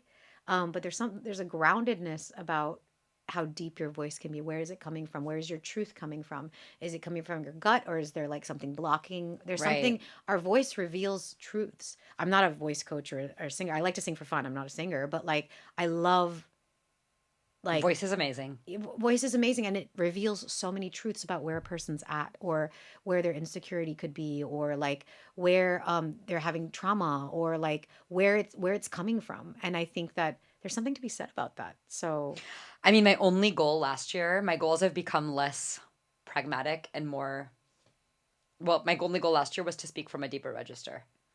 That was my only. oh, so that was like a very intentional thing Yeah. that you were working on. I was like, I would like to speak from a deeper register. And by that, I literally meant not even a deep voice because I can't control that, but I meant I want to speak honestly about my life and who I am. like guttural. I want yes, I literally would use the word guttural. And you know what? Like I actually feel that in all my work now. And I'm like, That's oh, incredible. that being like a year-long goal sounded weird when I was first making it at the beginning of last year, but it wasn't weird. It actually like made sense. And it felt better than it being like, I want to make a podcast or I want to make a show. Like those are things, But the bigger thing is like I want honesty, and whatever the thing is that comes out is almost irrelevant. Like it could be any of those things. anything could come out. It could make a sound, but like if it's Yeah. coming from that Here. place, Yeah. yeah. So that's, then I like that. That's it was like a very good. weird, not weird. It was just a very a different way for me of thinking about like goal setting. Yeah, it just Yeah, I mean that's just very powerful. yeah, You know, I love how you're focusing on the place it's coming from rather than what you're saying. right. You know what I mean? Like, what's the again? I don't want to say intention for the 10,000th time, but Say like, but like Intention. But like, where is that? Where is that A place Justin coming Bieber song. from? And what is it? It's intention. Is it his intention? What's intention? Never There's a mind. song. There's a Justin Bieber song called Intention. I could be wrong about that. Which one are you talking? I'll How look does it up What's the later. tune? I don't remember. Oh, well, that's not helping. Bring it for the next time, so I know what intention. Yeah. I don't know such a song. No, maybe. Yeah. By Justin Bieber. I mean, Yeah. Actually, I don't know. I don't know if I know any songs with this. I'm gonna title find name, one. That'll be the soundtrack. I'm for sure this. there exist. Yeah. Yeah. Well, and we don't have to cover everything. We can kind of stop whenever. I think it's like 5:40. Well, no. Did you have more stuff you wanted to talk about? Um, I mean, because I could talk all day, but I could also promo the I don't show. know. I mean, you tell me. I mean, you know, I've only known you for like a month or two, so Yeah, it's been pretty new. it's new. But And I feel it's like fun. it is fun, and it's fun sometimes getting to know people through something like this. Well, how did you meet That's Raina and facts. Sienna? My show. Okay. I met so many people through the show, and I I'm love so that. grateful. Yeah, no, my roommate show. Oh yeah, the one whose last name you couldn't remember. Why are you doing that? Why? You know, I went home and I told her, and she's like, "It's okay, boo." And I was like, want to announce that we were like, "Whoa, your roommate's Oh Amina. my What's her last name?" And she's God. like, Amina, we're like, I had this conversation with you. I'm sorry. And I was like, it's Malik. And I didn't look it up. Let me tell you something. I went home and I didn't look it up. And I was like, I'm going to say it. And I was like, it's going to come. And she came through the door. And before I was like, I know it. And it was like, it came back to me. It's because I love her IG name so much. That's how I associate her name. Natasha was like, so you know your roommate's alter ego, but not like her actual last name. No, I mean, I think what's really funny about it is that we all have so many dimensions. Like, it actually made me feel so close to you when you couldn't remember her last name. Because I'm like, yeah, word. You can be like a deep spiritual person and then also be like, I don't know my roommate's last name. Fuck. 100%. I mean, we all forget Right? and we all get We're like, how lost did you in- meet? You're like, Instagram. We're like, this is getting weirder. And then I was like, wait, I know Amina. Yeah. She's great. Yeah. So I was just like, but y'all love to bring that up. I was like, so I went and I told Amina first thing. I was like, look, You're like, before you hear from somebody else. some people are gonna bag on me and you and say stuff, and I was like, okay. So You're like, the worst has happened. People figured out that I have chaos inside my heart. oh no, God, I am such a chaotic person. Yeah. Please. That was the funniest moment. You're like, I mean, it's... And Natasha was like, cool, you don't know your roommate's last name. No, that was fine. Then Natasha kept saying it, and I was just like, okay. I feel really. Thank you for making me feel worse. And we're like, do you get it? Do you have it now? Did you Did you get it? Yeah. She's funny. She listens to this podcast, so now Oh, Lord. I'm putting her. Hi, we're kind of Natasha. now we're putting her on blast. I know. No, I think we're good. I want to like we went for an hour and a half, That's good. which is a long time. It's good. I do want to give a shout out to the show because Yeah, do it. we're having more shows. So we've What's your show 2 called? Oh, not show 2. We're show 2. What It's show? a working title, Okay. but it's called Blue Fire. Kama Sutra is not a sex manual. But we're not sure yet. So that's the working title right now. Okay. But we have more shows of anti-yogi. So we're taking it to the Edinburgh Fringe Festival. Yes. For okay. all of August, which is huge. And I've been so like moved by the response, honestly, on the show. And we're I trying want to to take it. come. You can come again. Okay. My God, you can come as many times as you want. So we're doing it May 23rd, 24th. That's Friday, Saturday. In Edinburgh. Here. Oh, here. in LA. LA Fringe. Okay. Good. LA Fringe, 7:30 p.m. at the Zephyr Theater again, where it all started. And we're doing 2 more shows there, and then we're doing Edinburgh all of August. It's like 25 shows in 25 days. It's like August 1st through the 25th. It's insane. So Edinburgh, UK, Europe peeps. Edinburgh come is to so fun. Edinburgh. Have you been? So okay, I randomly went. It was 2 summers ago. Okay. I was in Croatia for a friend's wedding, and then I had just gone through a breakup, so I decided to travel solo right after that, and I spent a week in Edinburgh. staying with a No friend. way. And I got there. I didn't even know what the Fringe Festival was, but I landed and everybody was talking about it. So there was still 2 days left. And so I ended up going. I'm obsessed with Buffy the Vampire Slayer. Oh. And she's actually a part of my solo show too. But they were doing an event that night or the next day with somebody cosplaying Spike, doing his own like talk show. Have you seen Buffy the Vampire Slayer? I have not, but I know who Buffy the Vampire Slayer So Spike is one of the characters on it who's very nuanced and complex and a vampire who like barters to get his own soul back while he's a vampire. Anyway, he did like somebody role playing as him did a show and I went to it by myself and like I was the youngest, least white person there. It was amazing. And I was like, I have to come back. Edinburgh, like I didn't know anything about it before I went. I just was literally looking up flights from Croatia. It was one of my favorite cities like in the world. Like it is built. I mean, like I went to the Writers Museum. I literally just felt this calling to go there, and I mean, it's quirky, it's writerly, it's moody, it's beautiful. I loved it. I can't wait. It's going to be chaotic. I mean, 4,000 shows in a month, like that are playing. It's insane, but it's so fun. It's nuts. But I mean, I'm just so excited to see all the other shows that are there. Also, taking the show, I've heard like, to take it to a different South Asian audience up there, it's like going to be really great. And I'm just really excited for the potential of the show there too. Because it's a lot. It's a big budget to go to Edinburgh from America. Like for Americans going or outsiders going, you have to raise a lot. And that makes sense. I've worked. You have to raise your own money, or how does it work? Yeah, raise your own money or pay it yourself. Okay. And so yeah, we've been fundraising. And it would I'll not get be started on that for when I do it next year. Yeah, it's Or in 2 years. It's a whole thing, and Yeah. so I just Let me know how I can support you. Thank you. Like, do you have like what is it? We have a GoFundMe. We have Okay. a GoFundMe. Well, I'll and- share it in this No, post. amazing. Okay. Amazing. Yeah, Yeah. no, and so I mean, this show is like not only the first baby, but again, it means so much. So thank you for that. Yeah, so Edinburgh. It is one of the. I mean, look. At the end of the day, I think when you watch something, and you don't want to look at your phone or ever look away, that is a very rare experience in this world. Like, think about how distracted people are all the time. I find theater to be one of the few places where when I go to things, I don't have any distraction. It's so immersive. It's in person. It's intimate. It's, I'm pro AI. Like, I use it for a lot of things, but I also, I see how certain things are going to become sacred as AI continues to be a thing, because people are going to crave in-person things. So I mean, it's already sacred, and it's so probably just sacred. going to make it Even more sacred. I think even more.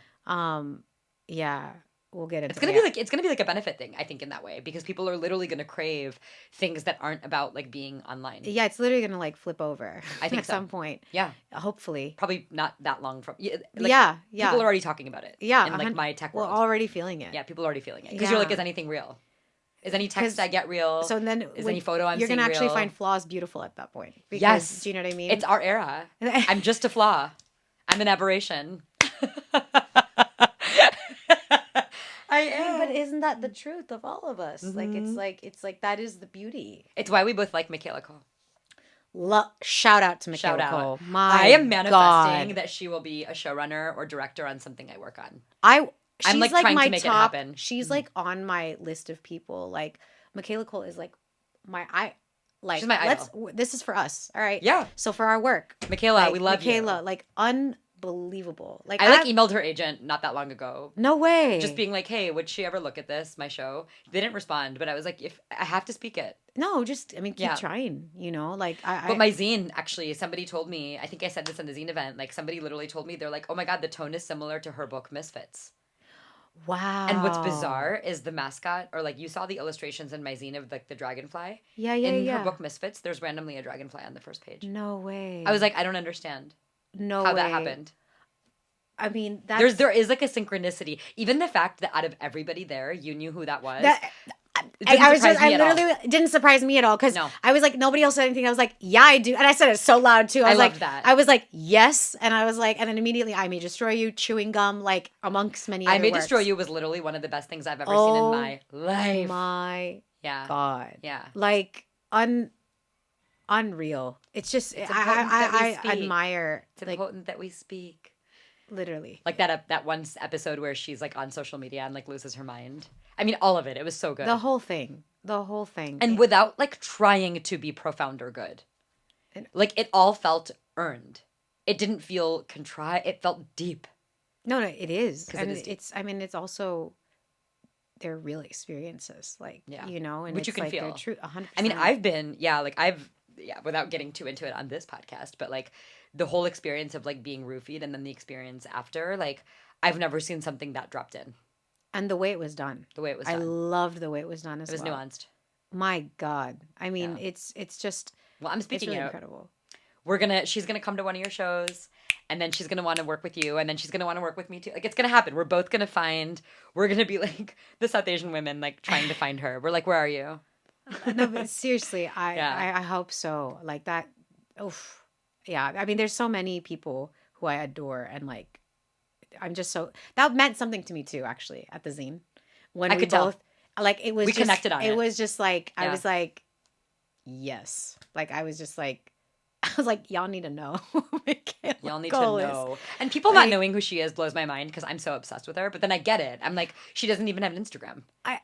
Amazing, right, first which is of all. amazing. I- Queen. I will, straight up, I will say that sometimes I think people don't remember names as well. So maybe some people might know them, but like don't remember names as well. I don't know. I'm not Maybe. necessarily. They probably but, just don't know. But at the same time, we had a moment.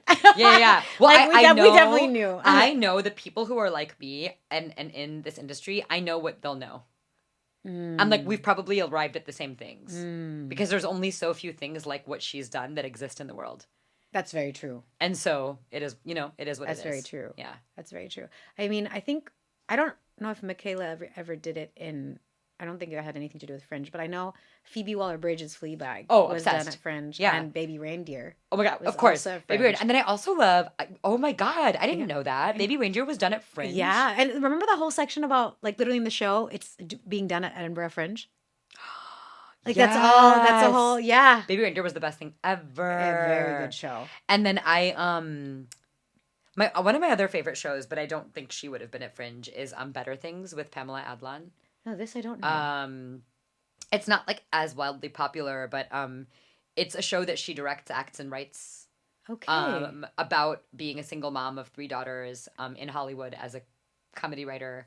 And what I really liked about the show is like, I feel like it's just like a really nuanced slice of life take on like the complexities of like motherhood and being divorced and like having daughters and like being happy but also frustrated and also hating them. And like there's also like almost like a lack of consistency and linearity between the episodes, which I really like. Like they don't follow linearity. Like there's this one thing she does in random episodes where she'll do these like elaborate cooking scenes that are kind of just no audio but a lot of music, and she'll just be like cooking and putting a lot of care into the food, and randomly sometimes that scene will be 5 minutes long, and then the next episode it won't be in there. I love it. I love Like- where the genre is like this genre bending. Like Yes. and like it's so good. Like it doesn't matter. It's like it reminds me of The Bear a little bit. Yeah, I haven't seen The Bear. Oh my god, I need to see it. Like cinematically, like it's really something to see. Yeah. I don't know if you saw Adolescence. I haven't seen it yet. I'm kind of scared to watch it. I don't think you have to be scared per se, but I think it's amazing like how it was shot, and then of course the stories itself.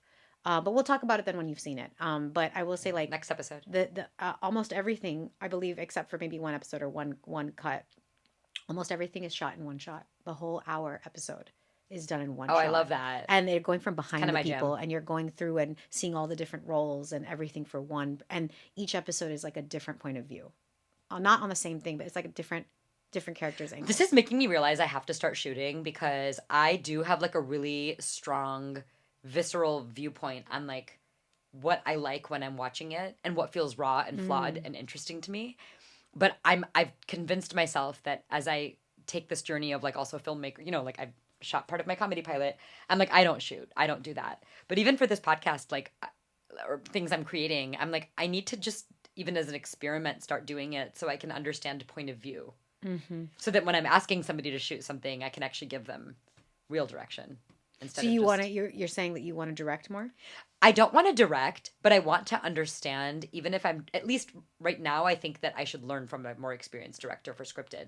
But eventually, if I want to direct, I'm like, I have to start like picking up a camera and having a point of view. 100%. I mean, that's what they say. Like, pick up and just keep shooting. Yeah. Even if it's your phone. I think Like, just my take phone. it up Like, and just shoot. well, and Yeah. I know like, I do have a point of view. So, like, even hearing you say the one shot thing, I'm like, that makes so much sense.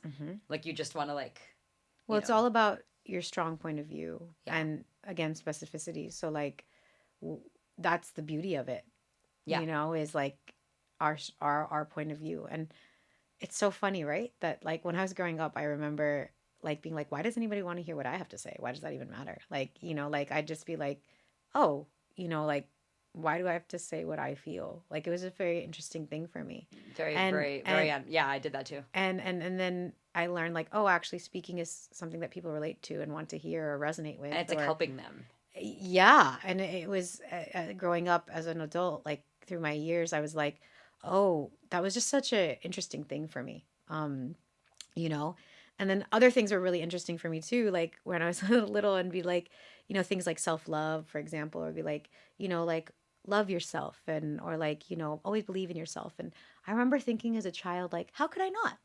Like, how could I not love myself? Like, how could I not believe in myself? Like, I'm me. Like, what is there? Like, I didn't know any other way. Like, I hadn't had the conditioning and the To, insecurities like, hate yourself that yet. later came along. And then I'm like, oh, I see what that means. But like, I loved that innocence as a child, and that like I was such a performer as a kid. Like, there's just no stops and no filters, and Yeah, I was like that too. I would read books out loud, and I would like. I would perform like every single Yeah, song of we're every such Disney performers. thing. Like such like my mom was like, man, you were the entertainment in the house. We never to turn on TV. Every guest was just watching you for hours until dinner came. Like you just had like literally. I was just talking. Literally. And I know that girl's still in there, but it's just insane to see that kind of that journey or the jadedness. You have that to find your happens. way back to it. 100%. 100%. Or like have it not just back to it, like take it from there and keep going. And keep going. And I think that's why we love acting so much, because it's do, don't speak. Do and then speak. Yeah. It's like instinct first, talk later. Yes. And that's what I love. And be be emotional. Don't intellectualize the emotion. Yes. Like in acting classes, that's what I had to learn how to do. Is to not think and then speak. Don't even like, tell me, girl. Because we're was also the hardest thing culturally ever. we're taught to like make sure you think everything before you do the action. Like Yeah. think it through. Don't just react. You know, like you have to like respond. And there's a balance there of like, of course you don't want to be reactive. Of course. But you don't want to sanitize your emotions so much that nobody ever knows what you're thinking or feeling. I mean, it's just insane, you know, because it's just amazing to me what, like how it's all evolved, and then I think that's what I just love so much about acting. Period. Like it's really amazing, because also for me it's interesting now because I'm in academia and art spaces. So I am a professor, right? I'm a lecturer at university for yoga philosophy, yoga for dancers, and Indian dance, Bollywood dance. And so I'm in a surrounding where in the academic spaces, I'm considered too artistic.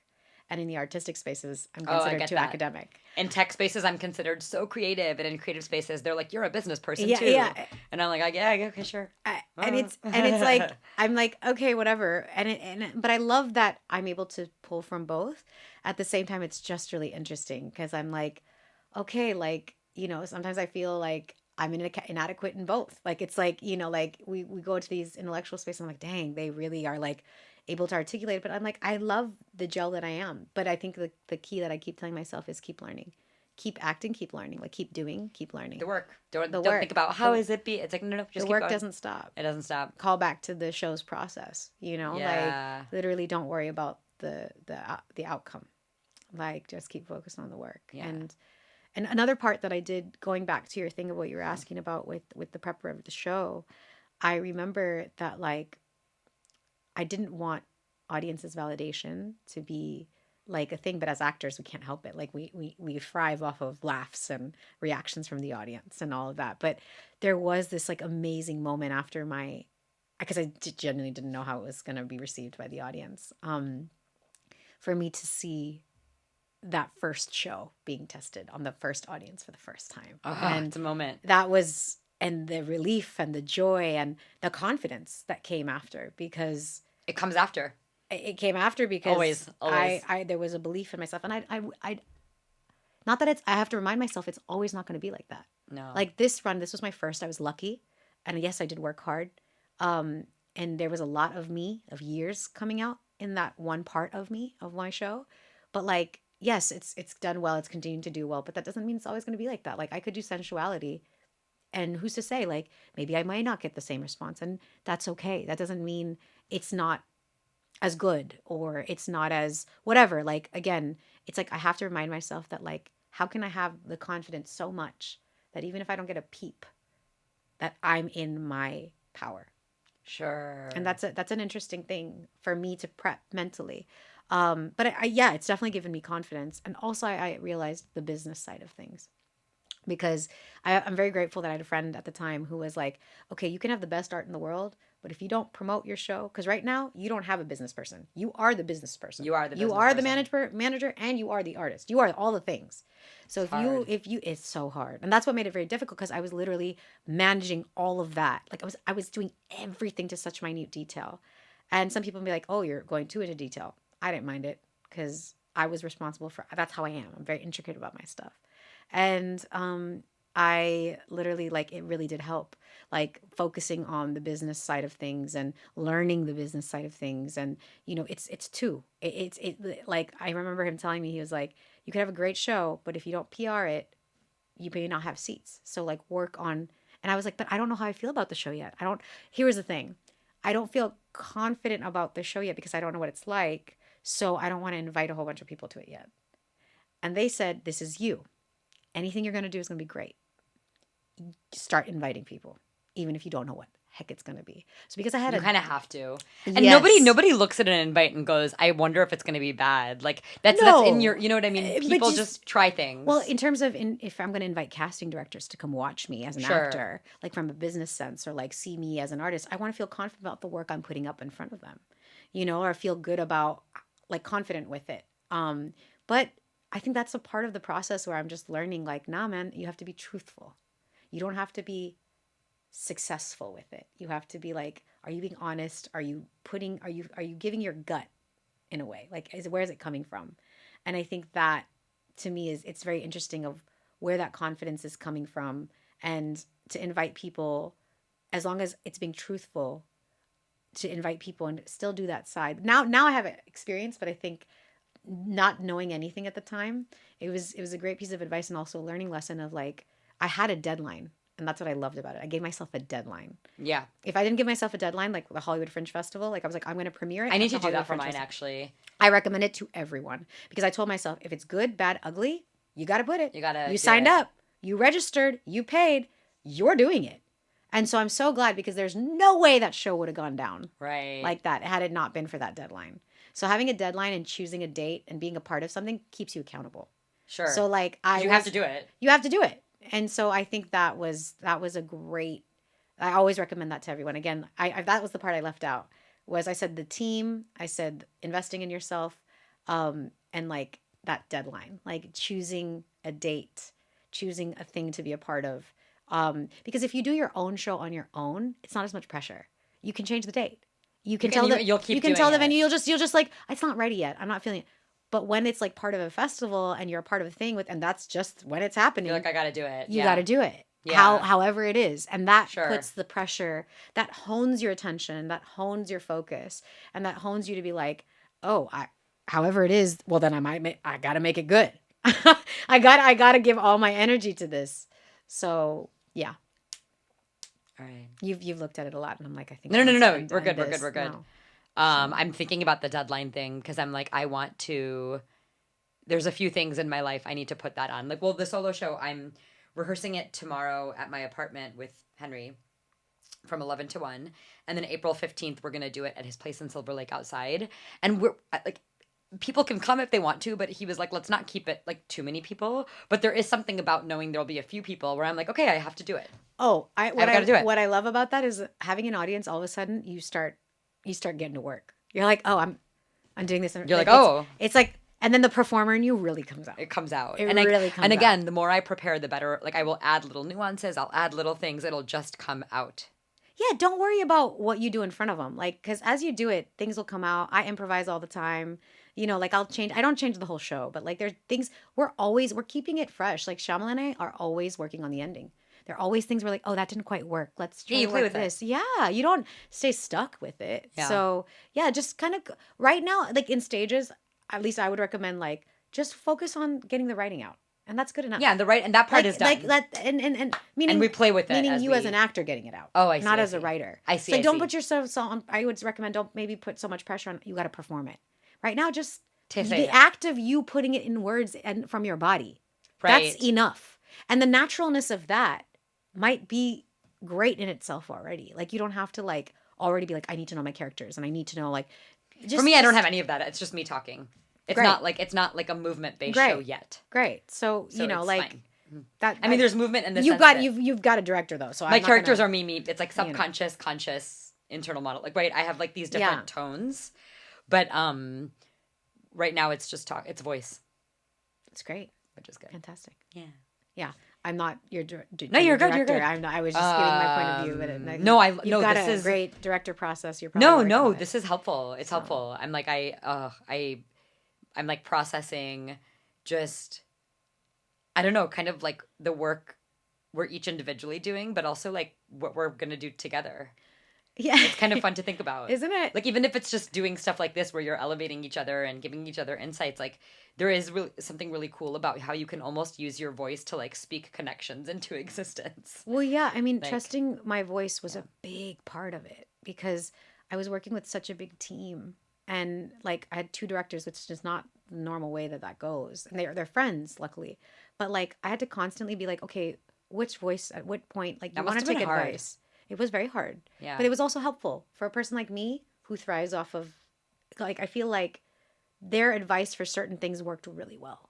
Like, Dilo was really good with, like, lights and, like, very directorial notes at the end and voices and accents and, like, you know, certain things, certain details. And that works really well for me. And to hear, like, those nuances. And sometimes it's complicated, but I think that's when it was on me to, like, start learning what do I like, what voices do I listen to and which parts do I fight for and which sections where I was like, no, I really feel strongly about this and I really want to do it this way. And, you know, where do you kind of play that balance? And so I think going back to finding our voice, our gut, it's like that constant play lifelong, but especially in our work when we're working with other people, that's the hard part of like, you know, okay, I get that this is advice and I get that this is working and I do it for the most part. But then I also am like, nah, but there's certain things I just knew. I was like, that this has to be this way. Like in the show, you know, the classroom scene of me doing the whole thing on my headstand and like saying the whole, like the teacher's voice and me saying my thoughts out loud through all the poses. Like that was very clear to me. Kalimata dancing to Doja Cat. Very clear to me. I like that friction. It's funny. Like when I heard "Paint the Town Red" by Doja Cat, I was like, "That's Kali's song." Like I knew. I heard the lyrics, and I was like, and I do fusion all the time, like fusion of forms, and that's who I've been as a human being since I was little. You know, taking Bollywood on ice and like, you know, taking hip hop and putting it here and there, and so I heard it, and I was like, I mean, have we heard the lyrics of the song? Except for some lyrics which I cut out of the song. And you know, because I cut the song out. So if you hear the song and you know the song and you hear my version of the song, it's cut different slightly. But I literally was like, this is about Kali Mata. Yeah. This song is Kali. So yeah, there's just certain things that you know. And it was great for me to kind of see sometimes when my team would be a little bit like, I don't know about that. And then they would see when everything was together and they're like, Oh, it's really good. And I'm like, Because we have an yeah. eye. We have an eye for our own vision and nuance, and people sometimes can't see it till you do it. Correct. Like they just can't with see the it. elements together, you know. And my show is very multimedia heavy. Yeah, So mine there's mine is kind of simple. That's great. But I Yeah. think at least for my first thing, I'm like I want to explore my voice, and there'll be like potentially there's gonna be a little bit of light music that Henry's probably gonna, because he's a musician, play, but I'm starting with this, and then I'm like, I can layer things on later if it feels appropriate. 100%. And I didn't think that's what it was going to be. I thought it was going to be more, but I'm like, no, this feels, it's very raw. And I will say, if you just focus on it, like things come through. Because I remember always wanted sound for my piece. Like I wanted some kind of live sound. I always saw that for my piece. I didn't know I was going to get an amazing percussionist playing 9 to 10 different instruments the way I deeply wanted, but didn't think I could get. Because Like- you start doing something and then people are drawn to it. Well, I had a sound person. They had to drop out very close to our show situation. And then I was like, oh my God, what am I going to do? Like, how am I going to find a sound person to be able to do this? And can I afford them? And blah, blah, blah. And I put it out on Instagram, and like 3 or 4 people like messaged back, contact Neil Agarwal, contact Neil Agarwal, contact Neil. And I was like, fine, I'm going to reach out to this Neil Agarwal. And Neil is an amazing percussionist and does so many instruments and does so much archival social justice work. And when he saw the show, he was just like, yeah. I mean, I was asking him about somebody else he knew.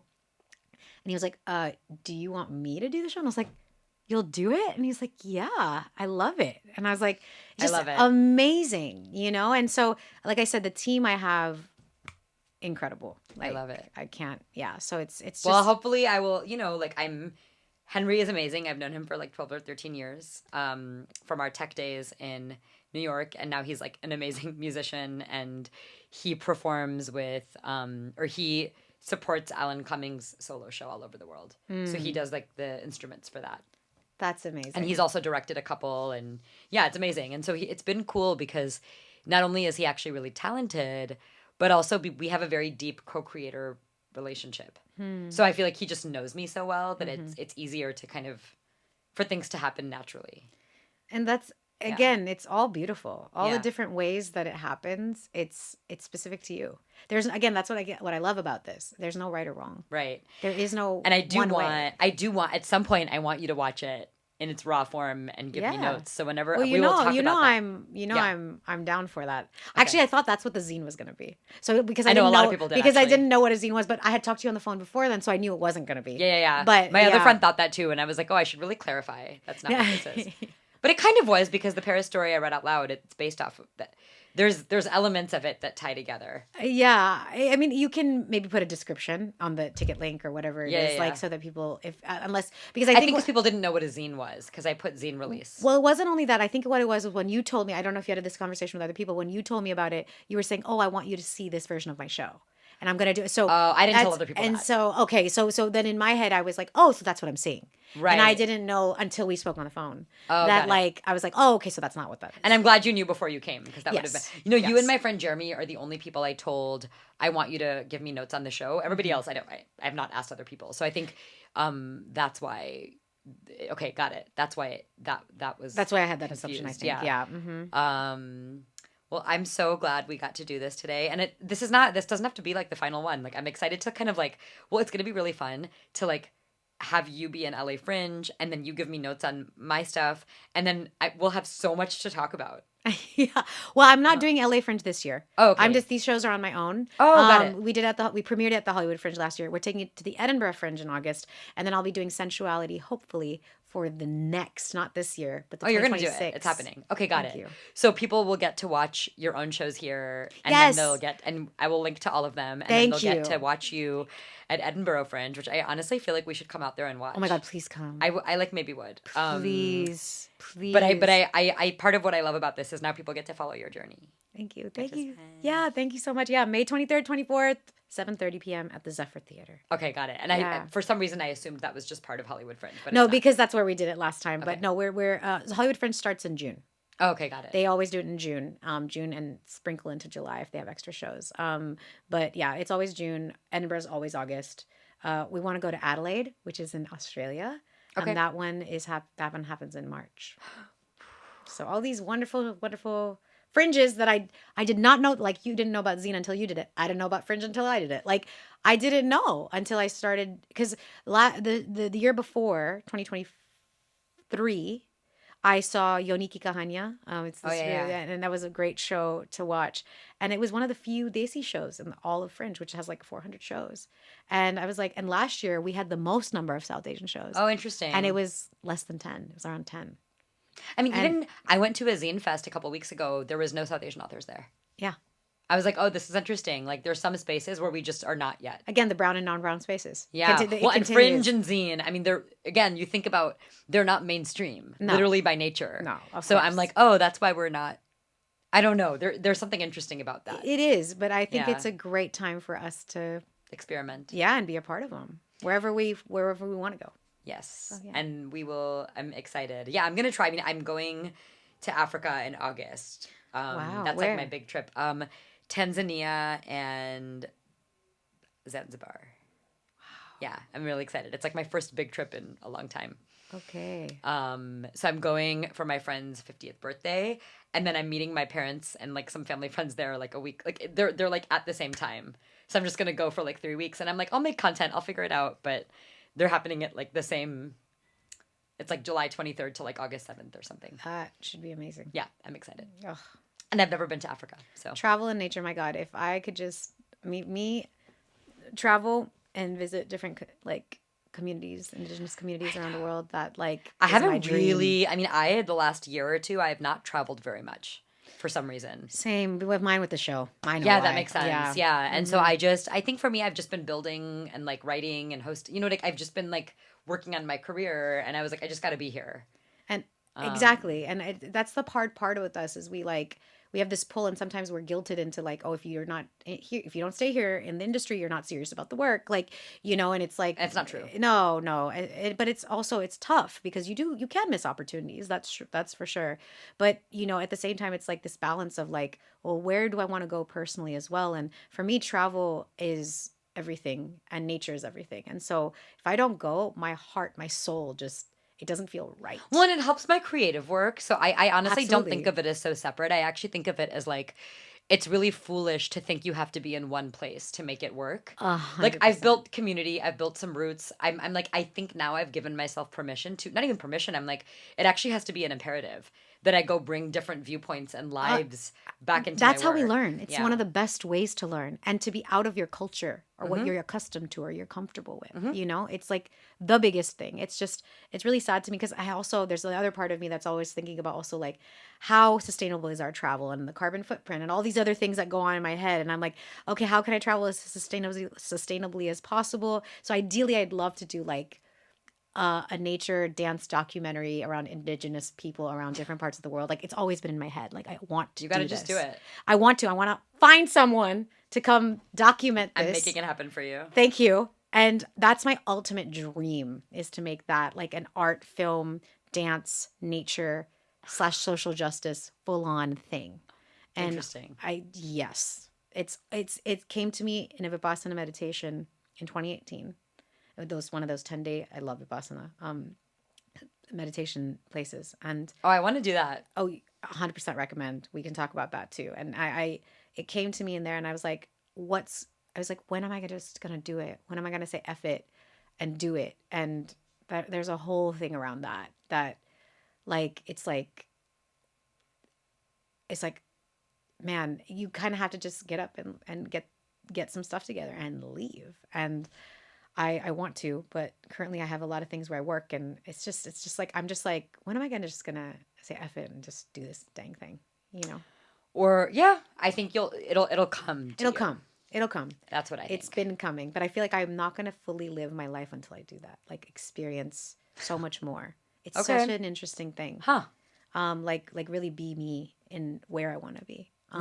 But spirituality and sensuality have to get out of me first. So anti-yogi is somewhat out and continuing, and then sensuality has to get out of me, and then I Or can go be through like, you.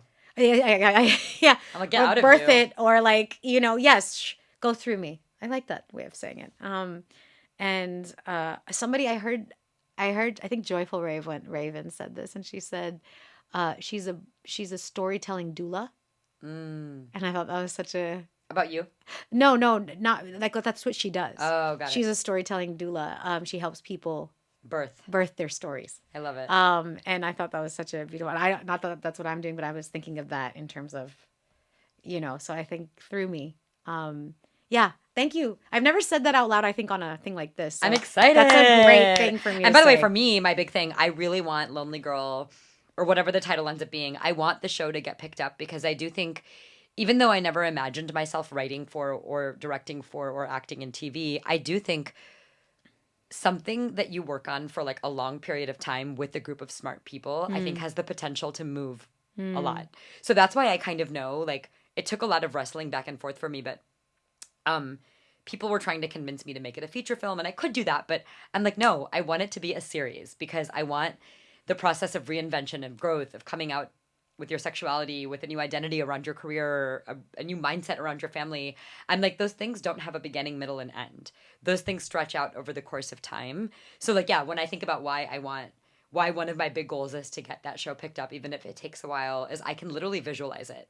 I can visualize me showing South Asian women reinventing themselves in a way where I just feel like I've never seen it done on screen. And sensuality is going to be a big part of it. And getting in touch with their feminine. And then even the men in it. I mean, anyway, so that's why I think about, like TV is such a visual And TV's medium. become the powerful medium. I It's mean, a very powerful India medium. already was huge. Like India, like film is huge, of course, in India, but like TV is big. And I feel like here now, it's a similar thing that's happened with streaming and everything. Like TV's become the new film. Like it's like these episodes are an hour and a half long. They're cinematic. Like, you know, They're so people are cinematic watching- and they change people's like cells. They have a wide reach. So I'm excited about this show. I love the zine, but a lot of the way I think about my work is like, I'm going to keep the kinetic energy moving of the storytelling moving. And then I'm not saying that one is better than the other, but I do really want to point a lot of the things into getting the show made, because even like my solo show, I'm like, I can invite TV execs to come watch it. Right. And then that way I can establish myself as a performer and a force. You And said that who feels to like, come watch it? Like TV Sorry. execs, like people I'm TV pitching the execs, show exactly. to. Well, that's Right, the I can beauty. invite It's them. your show. It's You're mine. in charge, and so you get to show yourself the way you want to be seen in front of producers, casting directors, and that was also a big thing of my show. Like I put in dance and stuff because I wanted to, because that's just who I am as an artist. But also there was the business side of my head, like being like, okay, well, they also get to see my abilities.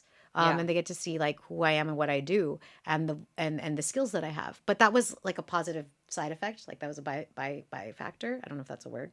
But that was one of the reasons I did that as well. Like that's exactly Because I you know a live show is a better, like I know even especially with voice, it's a good showcase of my talent and what is possible.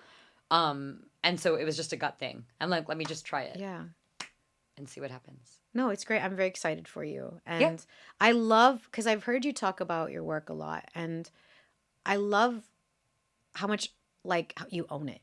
Like you really speak about it from this place of like, not if, but when. It has to be that way. Yeah.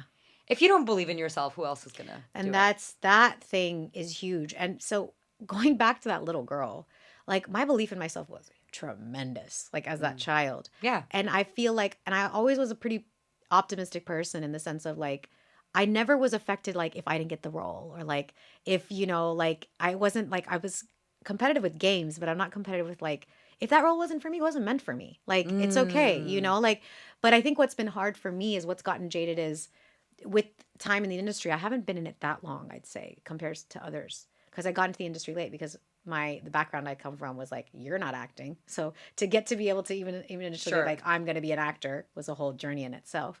But I literally remember like I felt myself in stages being like, it's going to happen. It's going to happen. It's going to happen.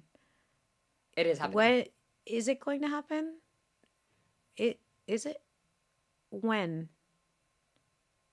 I don't know. Like it's like, because of, you know, it's a hard industry. I mean, rejection or getting so many close calls, or like almost getting there, you see other things, or you don't want to compare yourself. And so I've just seen this in myself of not loss in faith of self, but like in terms of this, the opportunities in the industry. And I think that's why the show is so empowering for me. Because you get to own it. Well, because it's my thing. Yeah. Because sometimes I see so much writing, auditions, and I'm like, who's funding for this? I'm like, this is getting I haven't paid? even, you know, I've never auditioned for anything real because like, I just can't get myself to do it. I'm like, this is getting money? I was like, can you please? I will, like, you know what I mean? Like, it's just really Well, interesting. you got to create. I think we're in the era, and look, my background is being an entrepreneur. So I have like 8 or 9 years of so like, you just have to understand constantly own. And so I feel like the way in which I've approached some of this stuff is I'm like, you can create the thing. Like you could, I'm like, there are different ways to manifest the vision you want. And it's almost like good that I'm ignorant in some ways of how the industry did work or should work, because I'm like, I'm not tied to that. Everything's becoming more democratic anyway. So like, if they everything's don't say changing all the yes, time I'll just anyway. do it, and then they'll say yes later, or they'll die or something. I don't know. Honestly, we have more tools now, I think, that were accessible in the past. Even of, like 4 years ago, it's like so different. Creating your own work, the technology. Like, these cameras are amazing. Social media. It's like pretty good. Like getting yourself out there, your voice out there is not the way it used to be. And I mean, I have to acknowledge the people that came before us that have paved the way for us as well. They had none of that. They had none of that. And so I can literally just make a video and post it and be like, here's what I'm doing. And then all of a sudden people know. It's insane. Like there's a lot of power in it. There's a lot of power in Yeah. it. And so I think when you do your own thing, it's like reinstalled, reinvigorated that belief of self. Not that it was gone, but it definitely like it hits you in terms of like also like where you're at with your personal life and balancing your personal life and your professional life and where you're at and what your expectations are and how I'm not even close to where I thought I would be at this age. Like not even close. And so it's like, okay, well, this is where we're at. So what are we going to do? Yeah. How are we going to we still have those feelings. We still have that passion. And maybe it doesn't look the way I thought it would look, but like, let's go. Let's still go. Yeah. And not be fixated on what I thought a project should be, or it's changed maybe from where it was. It always does. So being present. Well, I'm gonna end up be present. I love Go it. ahead. Right, I'm gonna stop this. I'm like, oh my god, 2 hours and 12 minutes. It's very easy for me to talk, girl. No, I like it.